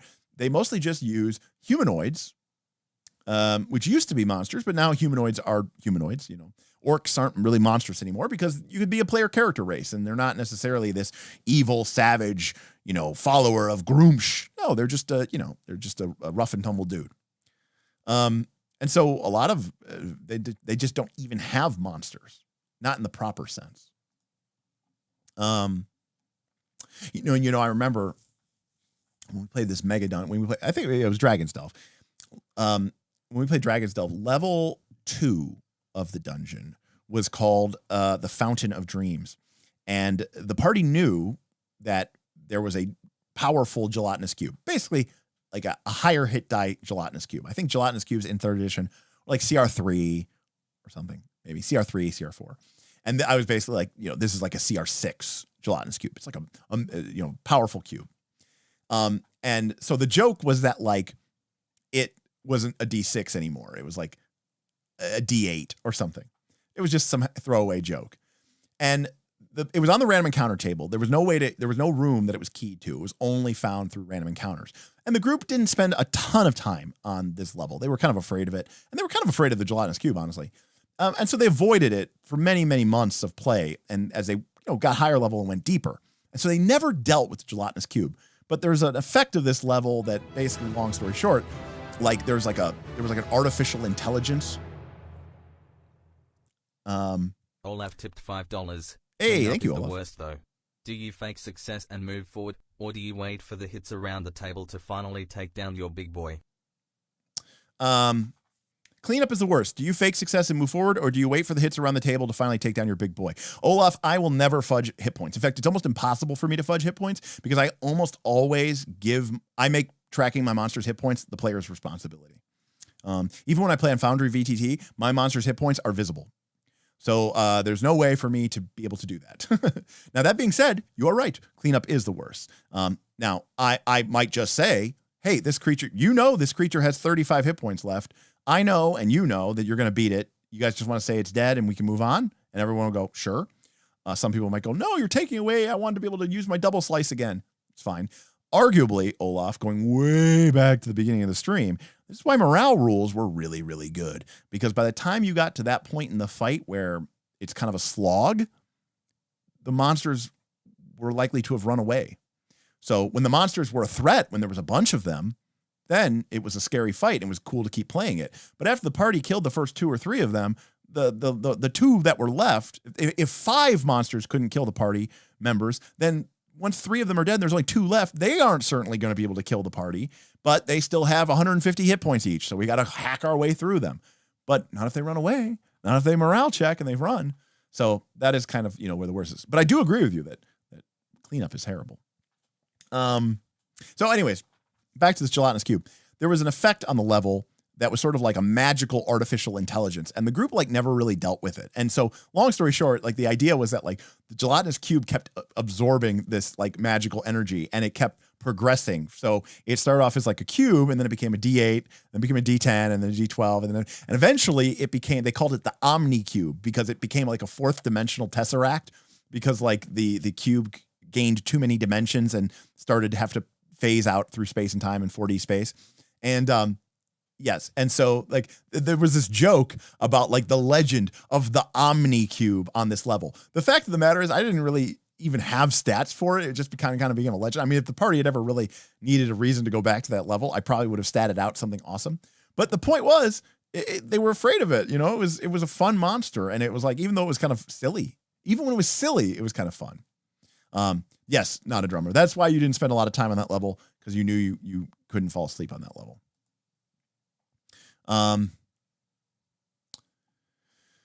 So yeah, I can't, when I was talking about the Mind Flayer reveal and Bob goes, I run up its tentacles. Bob would do that. Yes. Rin, playing BG3 when we came across the Beholder, I was terrified while my friend had no idea what we were even fighting. And yep, that is exactly the effect that I'm kind of talking about. Yeah. In Dungeon World, you can actually make monsters scary. Ghouls can just literally bite your arm off. Yep. Hard move. You want to talk about horror. Imagine you're fighting a creature and you describe the ghoul, right? It could be a golden opportunity. I'm going to use Dungeon World terms here. Sorry. But I describe that, the ghoul pack is descending upon you. And I ask, what do you do? And you're like, fuck that. I'm hacking, slashing, whatever. I'm like, okay, fine. And then they roll a 6-. And I go, all right, you start to get your hand up, but the ghouls are all pouring in around you and they sink onto you and they're ripping you apart. And then I go, cleric, what are you doing? And the cleric goes forward and goes I raise my holy symbol and I'm going to turn them, and they roll a 6-. And I go, make a hard move. And I go, one of the ghouls just rips the fighter's arm off and then starts eating it right in front of him, That's pretty great. They'll remember that one. So now, to be fair, they could bite your arm off on a 7 and 9. Well, I would never do that though.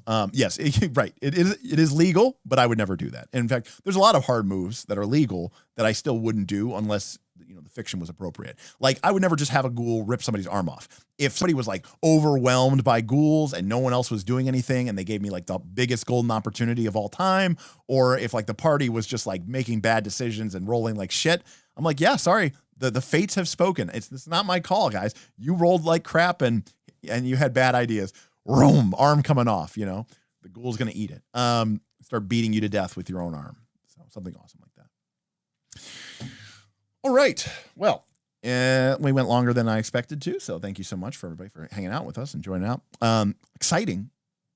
Tomorrow, supposedly, Smith might be sick, but hopefully he's not, because tomorrow we are supposed to get together, I think, and as a group and decide what we're going to fucking play. There's a lot of stuff going on. Smith has been campaigning very hard for us to play 4th edition. Now, when I say us play, I mean our private Friday night group, which to date has not, it's only been brought to you once, which was a secret recording of a Legend of the Five Rings session, which is available in our Patreon bonus content video. But yes, Smith has been campaigning for 4th edition D&D. Supposedly, our good buddy Tim, you know Tim from Gwildor, from Rise of the Rune Lords, and goodness gracious, Breck from Quest for the Frozen Flame. Tim, who has just recently moved back to our side of the town, making it a lot easier for him to be able to come over, get a babysitter for his kids. He is going to start trying to join us again as well. So we're going to have Tim. We're going to have our buddy Kaz once he moves back. Kaz, Fran, the barbarian from Quest for the Frozen Flame. He's moving out. He's been living out west. He's moving back east. So we're going to have a lot of players suddenly back at home. And so there's kind of a desire to like get a good game going. We've been sort of pussyfooting around and done like, a few sessions of Legend of the Five Rings and a character creation session of this system and a character creation, a session 0, some Pathfinder 2 for a while, and then something else, and then Pathfinder 2 for a while, little break. It's been a mess. So it's going to be kind of like a session -1, right? You all remember Breck, right? He was the human that Hatchethoff was wielding. That's exactly right.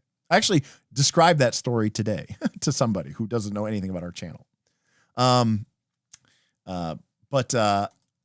Anyways, yes. I'm not 100% sure what we're going to do with that. Like if we're playing a game though, I promise you it's going to make some form of content impact here on the channel. Cause like if we start playing Forbidden Lands or 4th edition D&D, we're going to have a lot more things to talk about because we're going to be playing that game. So Smith and Bob and myself are all going to have things to do. And potentially, depending on what happens with the studio in the next couple of months, again, we are going to have to be moving out of the studio, but we may go, the studio in exile, right? And we might try to set up camp or base camp, not as smooth and professional as I would prefer, but we might try to do something in Aaron's basement or something like that. So in which case, maybe there's a world where our Friday night games get brought to you. I don't know. There is an important part of me to like sort of like hold on to the sacredness of having a pride. Now, GM Scott, I think that's a great idea, because I like 4th edition. Aaron loves 4th edition. Bob's really excited for 4th edition. He's never played it. Some of our members of our group are pretty lukewarm on it. Some of our, like Tim likes it. Our buddy George, who's in chat here, not a big fan, but some of that might be nostalgia. We've come a long way since 2010, 2011, 2012 when we were playing 4th edition D&D. It's been 10 years. So, how much has modern gaming and modern ideas of gaming really sort of influenced us? So the other thing that we're really concerned about, this is just real, while we're wrapping up here, is burnout. There was a time I was running Pathfinder 2 Legend of the Five Rings games for our home games, and I was running the Pathfinder 2 game at the time. Smith wasn't involved with the channel, right? He was just a patron. He hadn't come on board yet and started helping me out. So like I was playing Pathfinder 2 for the channel. We were doing our shows and recording, and I was also running a Pathfinder 2 game for my home game and a Legend of the Five Rings game. And I said, you know what? I'm burned out, guys. It's too much for me to do. I know there's you know, especially with the added pressure of like the recording and stuff like that. You know, if it was just running 3 games, like that might be a little tough. Even for me, that's still pretty tough. But when one of those games is a recording and all the editing and stuff, it was way too much. So I am a little concerned between the channel, the streams that I have to do. We're trying to do NightCon this year. We got a table build to do. All that said, I'm worried about, like, if I take on the mantle of running a Forbidden Lands game or a 4th edition game, is that going to burn me out? And so we're talking about ideas of, like, is there sort of a rotational GM system? Maybe not each session, but it's like, hey, you're going to GM for, you know, you're going to make it like an adventure. You're going to make like an area, and we're going to go explore and play in that for a few weeks. And then somebody else's turn, and you won't have to be the GM again for maybe 2 months. And until it comes back around to you. So that's fine, you know? But yeah. So we'll see. I don't know. There's a lot there. It's not always sunshine and rainbows. Sometimes there's realistic things to this as well. So, Iron Sworn, lol, JK. Yeah. Oh, that was another game that we played. We did 1 or 2 sessions of, well, we didn't play Iron Sworn. We played Starforged in a co-op mode. And, you know, it was fine. It was fun, but I didn't love it, you know? And to be fair, you know, I'm sure I wasn't doing it the right way, but that's not necessarily why I didn't love it. It's not like it was like, oh, you made this challenge way too hard, that's why you don't like the game. No. That wasn't why I had problems with it. But yeah, now that I have Bob, I could pick up some slack with Dragonbane. Yeah, potentially. I mean, the thing about it though is Booth B is like, and I don't disagree with Aaron about this at all. The fact of the matter is, with, you know, I've got this channel. Aaron and Bob help me with the channel. They also have kids and wives and more family related stuff than I have to deal with for sure. And so but we're also part of this community, and we're getting exposed to a lot of games. We are trying new games. We're going to conventions. We're watching the same things you are. We're signing up for Kickstarters. You all get new games and introduce us. And then we become like, oh, this is a great game. You know, Bob picked up Dragonbane because GM Scott said it was great. You know, we picked up Fabula Ultima and did a first look on it because Ben thought it was really, really interesting and loves Final Fantasy. So, like, these are examples where the patrons have sort of guided us. But what ends up happening is you never sit down to have a meal, you know? You're just constantly sampling everything.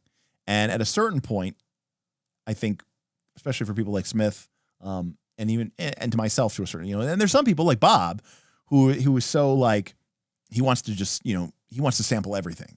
Because it's like he feels like that he is FOMO, and he wants to just, like, you know, he'd rather just, I went there for 5 seconds. I went there for 5 seconds. I went there for 5 seconds. I went there for 5 seconds. Good. Check mark, check mark, check mark, check mark. That level of shallowness is not really satisfying as much. And there are some game systems, quite frankly, that I think really do suffer if you don't allow them to mature, you know, if you don't allow them to percolate and play for a number of sessions. The kind of gaming experience that emerges can be somewhat compromised by that. Cephalodog says, this community has been wrecking my wallet. Me too, buddy. You know, in particular, Cephalodog, the fact that, 2023, I have to do my taxes for 2023, but 2023 will be the first year that this channel actually made a profit. I'm going to have to pay taxes on the money I made this year because I made more than I spent. It took 3 years of me losing money every single month, but 2023, we finally did it. We turned the corner, and we made profit. So the community has been wrecking my wallet, but this channel has been wrecking my wallet for a long time. I mean, I think if I had to conservatively guess, I would say I'm probably, I mean, and this is with all the money I've made back, right? From patrons and donations. And remember, when that money comes in, I pay my rent, I pay Bob and Aaron, you know. I think I'm still probably about $30,000 in the hole. So, like, if we can have another great year in 2024, and I can maybe make, 20 grand or something like that, then maybe we'll be pretty close to even after 4 years.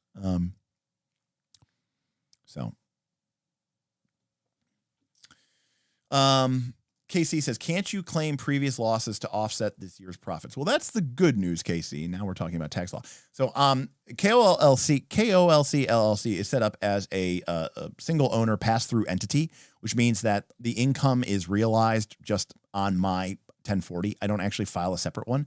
So when I take losses, I can also pass through the losses. So when I had losses, they actually worked to my advantage because I could claim those losses against my W-2 income from my full-time job. And so as a result, I was able to get back some money at tax time. So, but this year, instead of getting money back, I'm going to have to pay taxes because, YouTube and Patreon don't withhold any taxes for state and local and federal and Social Security and Medicare. So I'm going to have to pay all that on the profits. Now, obviously, I get to deduct my expenses, rent, and we've certainly still bought a bunch of new shit this year, even though it's been a while, but we did still buy a bunch of new shit. Payments that I've made to Bob and Aaron are going to be deductible. But when all is said and done, it did not get to zero. So I actually did make some amount of money. I got to figure out exactly how much money it is, but I'm thinking it's going to be that I probably made, maybe I made $5,000, $6,000, $7,000. And then hopefully, I'll only have to pay. Now the problem with, of course, is when you make that money, it's at your marginal tax rate, right? Because, I've already made this much money from my job. So I've already gone through the really favorable tax brackets. So any money I make is being added into my most extreme tax bracket. So, the tax rate's probably going to be like, when you include state and all that other stuff, it's probably going to be like 40%, 45%. So if assuming I made like $5,000 or $6,000 profit after all my expenses, I'm probably going to have a tax bill of like, $2,500 or something. I don't know. We'll find out. I'll let you know. Since it's passed through, you don't have to file quarterly estimated, right? Because that's a pain in the ass. I don't know. I never have. I mean, technically, I'm supposed to file quarterly estimated for my local. We have this thing called the Regional Income Tax Association. It's called RITA. And your local is supposed to be filed quarterly, but I never do that either. So that's never been a problem. But I do not, and hopefully I don't have to. Boothby says, I'm at the other end of the spectrum, running 3 Pathfinder APs. Would love to try some other games and having trouble doing so. Yeah, that's a lot of APs. That's a lot of APs.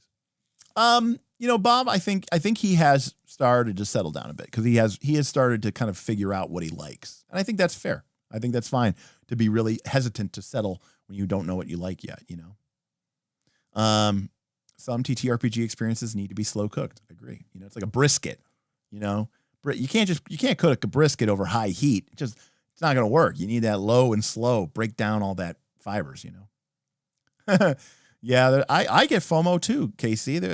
There are people in the community, they're out there playing 2 or 3 or 4 games a week. And I'm like, geez, I can barely get 1 game a week, And that's the other thing, Shadram, another great point. I've always moved, look, me, I love 4th edition D&D, right? We talk about it all the time on this channel. 4th edition D&D came out in 2008, I think. Yes. Came out in 2008, like mid 2008. We played 4th edition D&D from 2008 till about 2011. So like we played 4th edition D&D for 3 years, which is awesome. And then we went on to another system, and then we went to another system, and then we went to 13th Age, and then we went to Pathfinder 1, and then, you know what I mean? My point is, it's not normal for me to stick with any game system, even one that I like just adore, that people go, oh, Derek loves 4th edition. Yeah, well, when I play any edition of a game for 3 years or 4 years, I'm going to want to try something new. So in the case of Pathfinder 2, I've been pretty much playing Pathfinder 2 pretty much nonstop since 2019. So certainly through 2020, 2021, 2022, and 2023, we didn't have an AP on the channel, but we were playing our Abomination Vaults in our home game. So, like it all adds up. So I've been playing Pathfinder 2 for a long time. So I'm definitely interested in trying and doing something else as well. We can help you lose more money if you want to avoid more tax, if you like. Well, Shadram, that's the double-edged sword, right? When I'm paying tax, it means I did make some money, right? You have to make money to pay taxes. So at the end of the day, I am very thankful. And of course, very thankful too, because I was able to, go and write checks for Bob and Aaron, many times throughout the course of the year. That's awesome. That I can help reward them for the contributions that they make to this channel. Yeah, it's college years. He'll settle down. He'll settle in. Yeah, and this is the threat. This is the great. So I'm going to read a quote. I don't think I've ever read it before, but it's one of my favorite books of all time. It's called The Bell Jar by Sylvia Plath. And I definitely think I've talked about this before. So in the book, the main character, the protagonist, is a young woman, and she, the book is set like, I want to say in like the 60s or something like that, right? So there's this idea that like, women are becoming more than just housewives. And the girl in question, she wants, the main character, she wants to kind of have all of these, all of these incredible experiences, right? Esther wants to have all these incredible experiences. And so there's a great quote, which I will read here. It says, "I saw my life branching out before me like the green fig tree in the story. From the tip of every branch, like a fat purple fig, a wonderful future beckoned and winked. One fig was a husband and a happy home and children. But another fig was a famous poet, and another fig was a brilliant professor, and another fig was E.G., the amazing editor, and another fig was Europe and Africa and South America, and another fig was Constantine and Socrates and Attila and a pack of other lovers with queer names and offbeat professions. And another fig was Olympic lady crew champion, and beyond and above these figs were more figs and many more figs that I couldn't quite make out.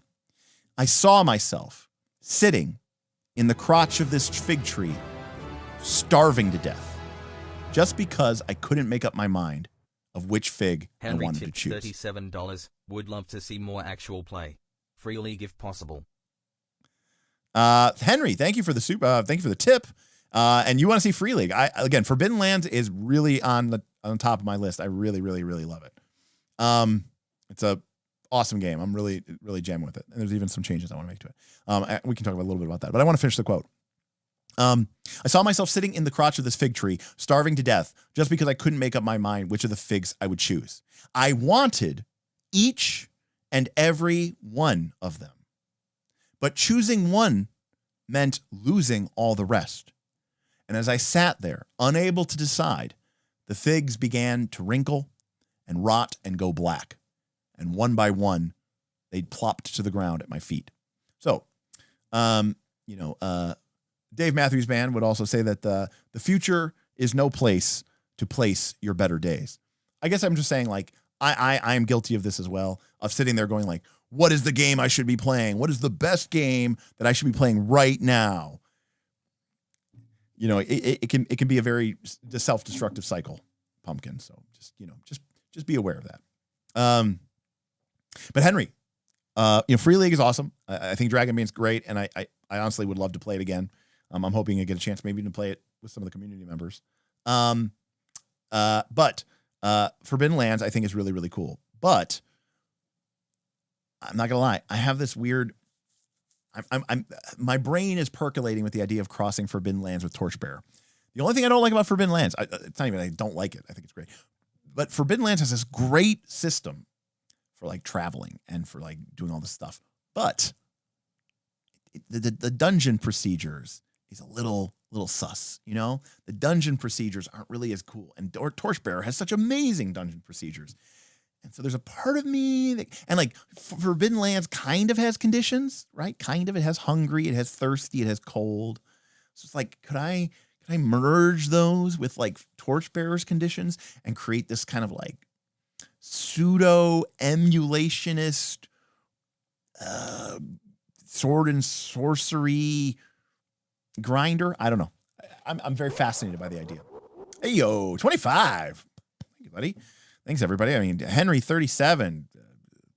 Josh, 25.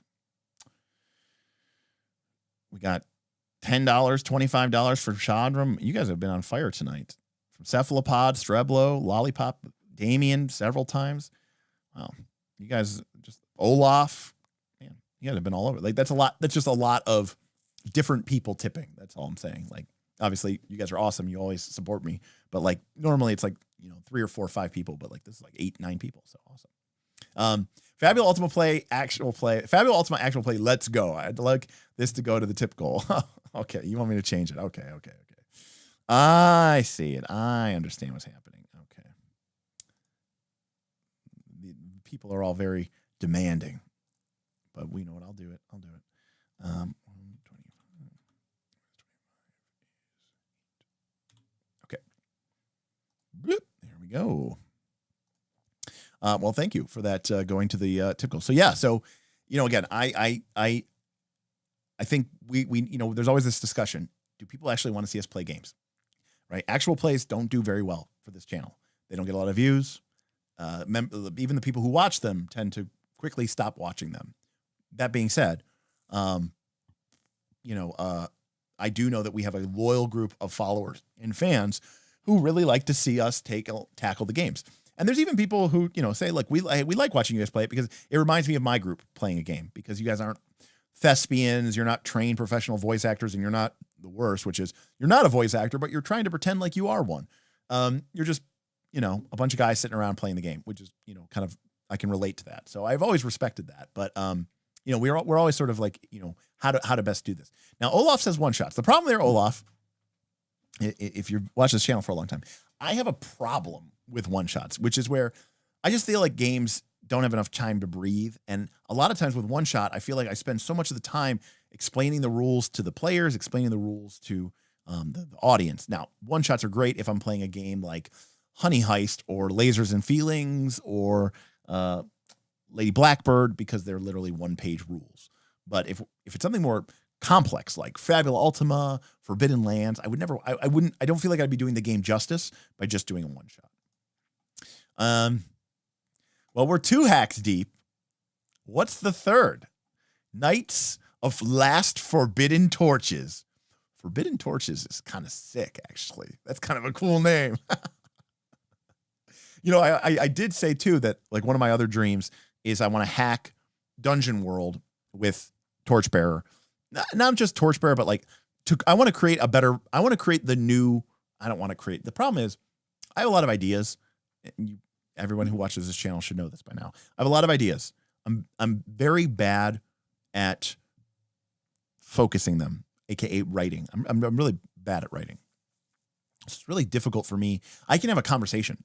Like my favorite thing in the world is like to get together with people and talk it out, hash it out, and put a recorder on the thing and just listen. And I work best when I'm down. That's why I love this chat so much. That's why I love the way that this channel. It's why I do so many live streams and I don't do videos, because when I'm doing a video, it's just me typing something into the prompter, and then it's just me going, all right, I'm just going to talk to this, thing. And it's like, I don't have any of that, back and forth. I love the back and forth. I love when you all ask questions. I love when you all point something out or correct me or call me out, and it leads me into an interesting direction. So that's why it's really important. Yeah. Anyways, Bearer of Fabula Lands. That's a good one too. Torch of Forbidden Ultima. That one's pretty good too. I enjoyed your Root game, Classic Apocalypse World Campaign, Downward Spiral into Chaos. Yes, absolutely, especially with Root. Now you have a difficult choice between RPG systems for an AP or taking my suggestion for all Leshy's ranked. It's a really tough choice.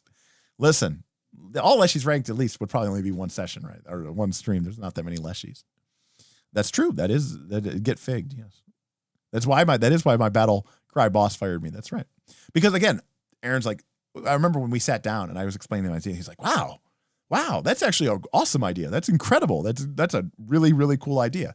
And he's like, but you're just not gonna be able to write all that down. I go, I know. I get so caught up in the minutia and I want everything to be perfect. It's really a problem for me.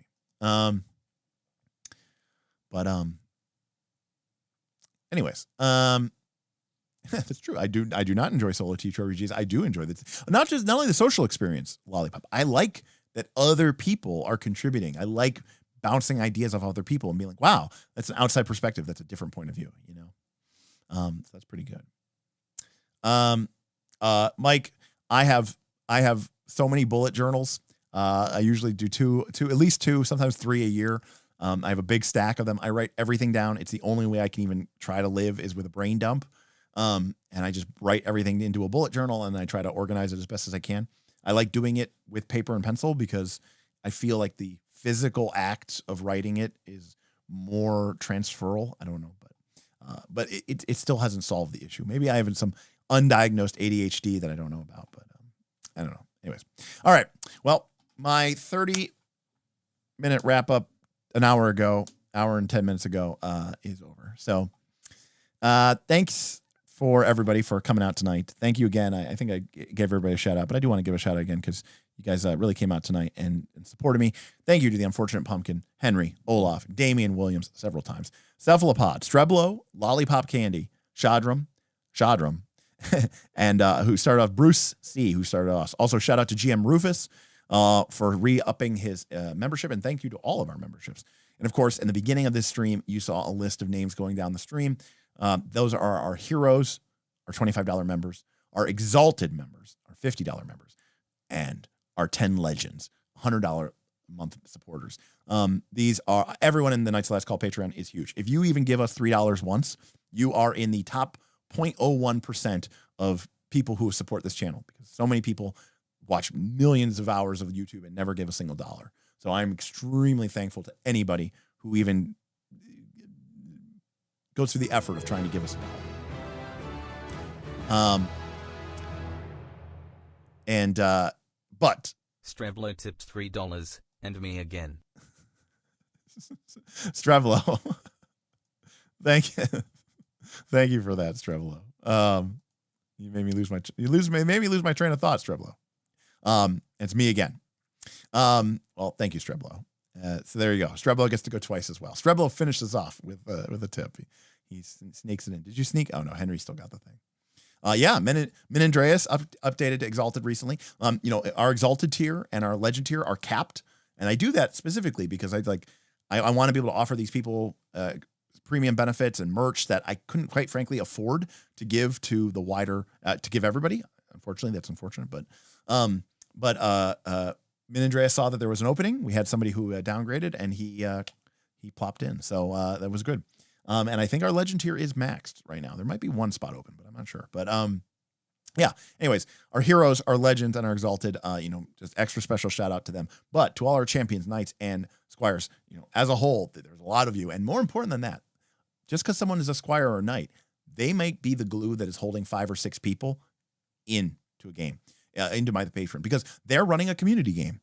They're running a Fabula Ultimate game. They're running an MCDM playtest. They're running an AD&D game. They're running a Pathfinder 2 game. They're running a Pathfinder 2 AP campaign. And they are part of the glue that keeps the community together. So, every single person. And that's why when you run games on my server, you get tickets. And what can you use those tickets for? Cool shit. Merch, swag, entry into elite events or, giveaways and raffles and contests. Like, I want to reward people who are making the community they're part of a better place. So, there are plenty of people out there who are doing that themselves with their money and their time and their energy, and their camaraderie and their ideas.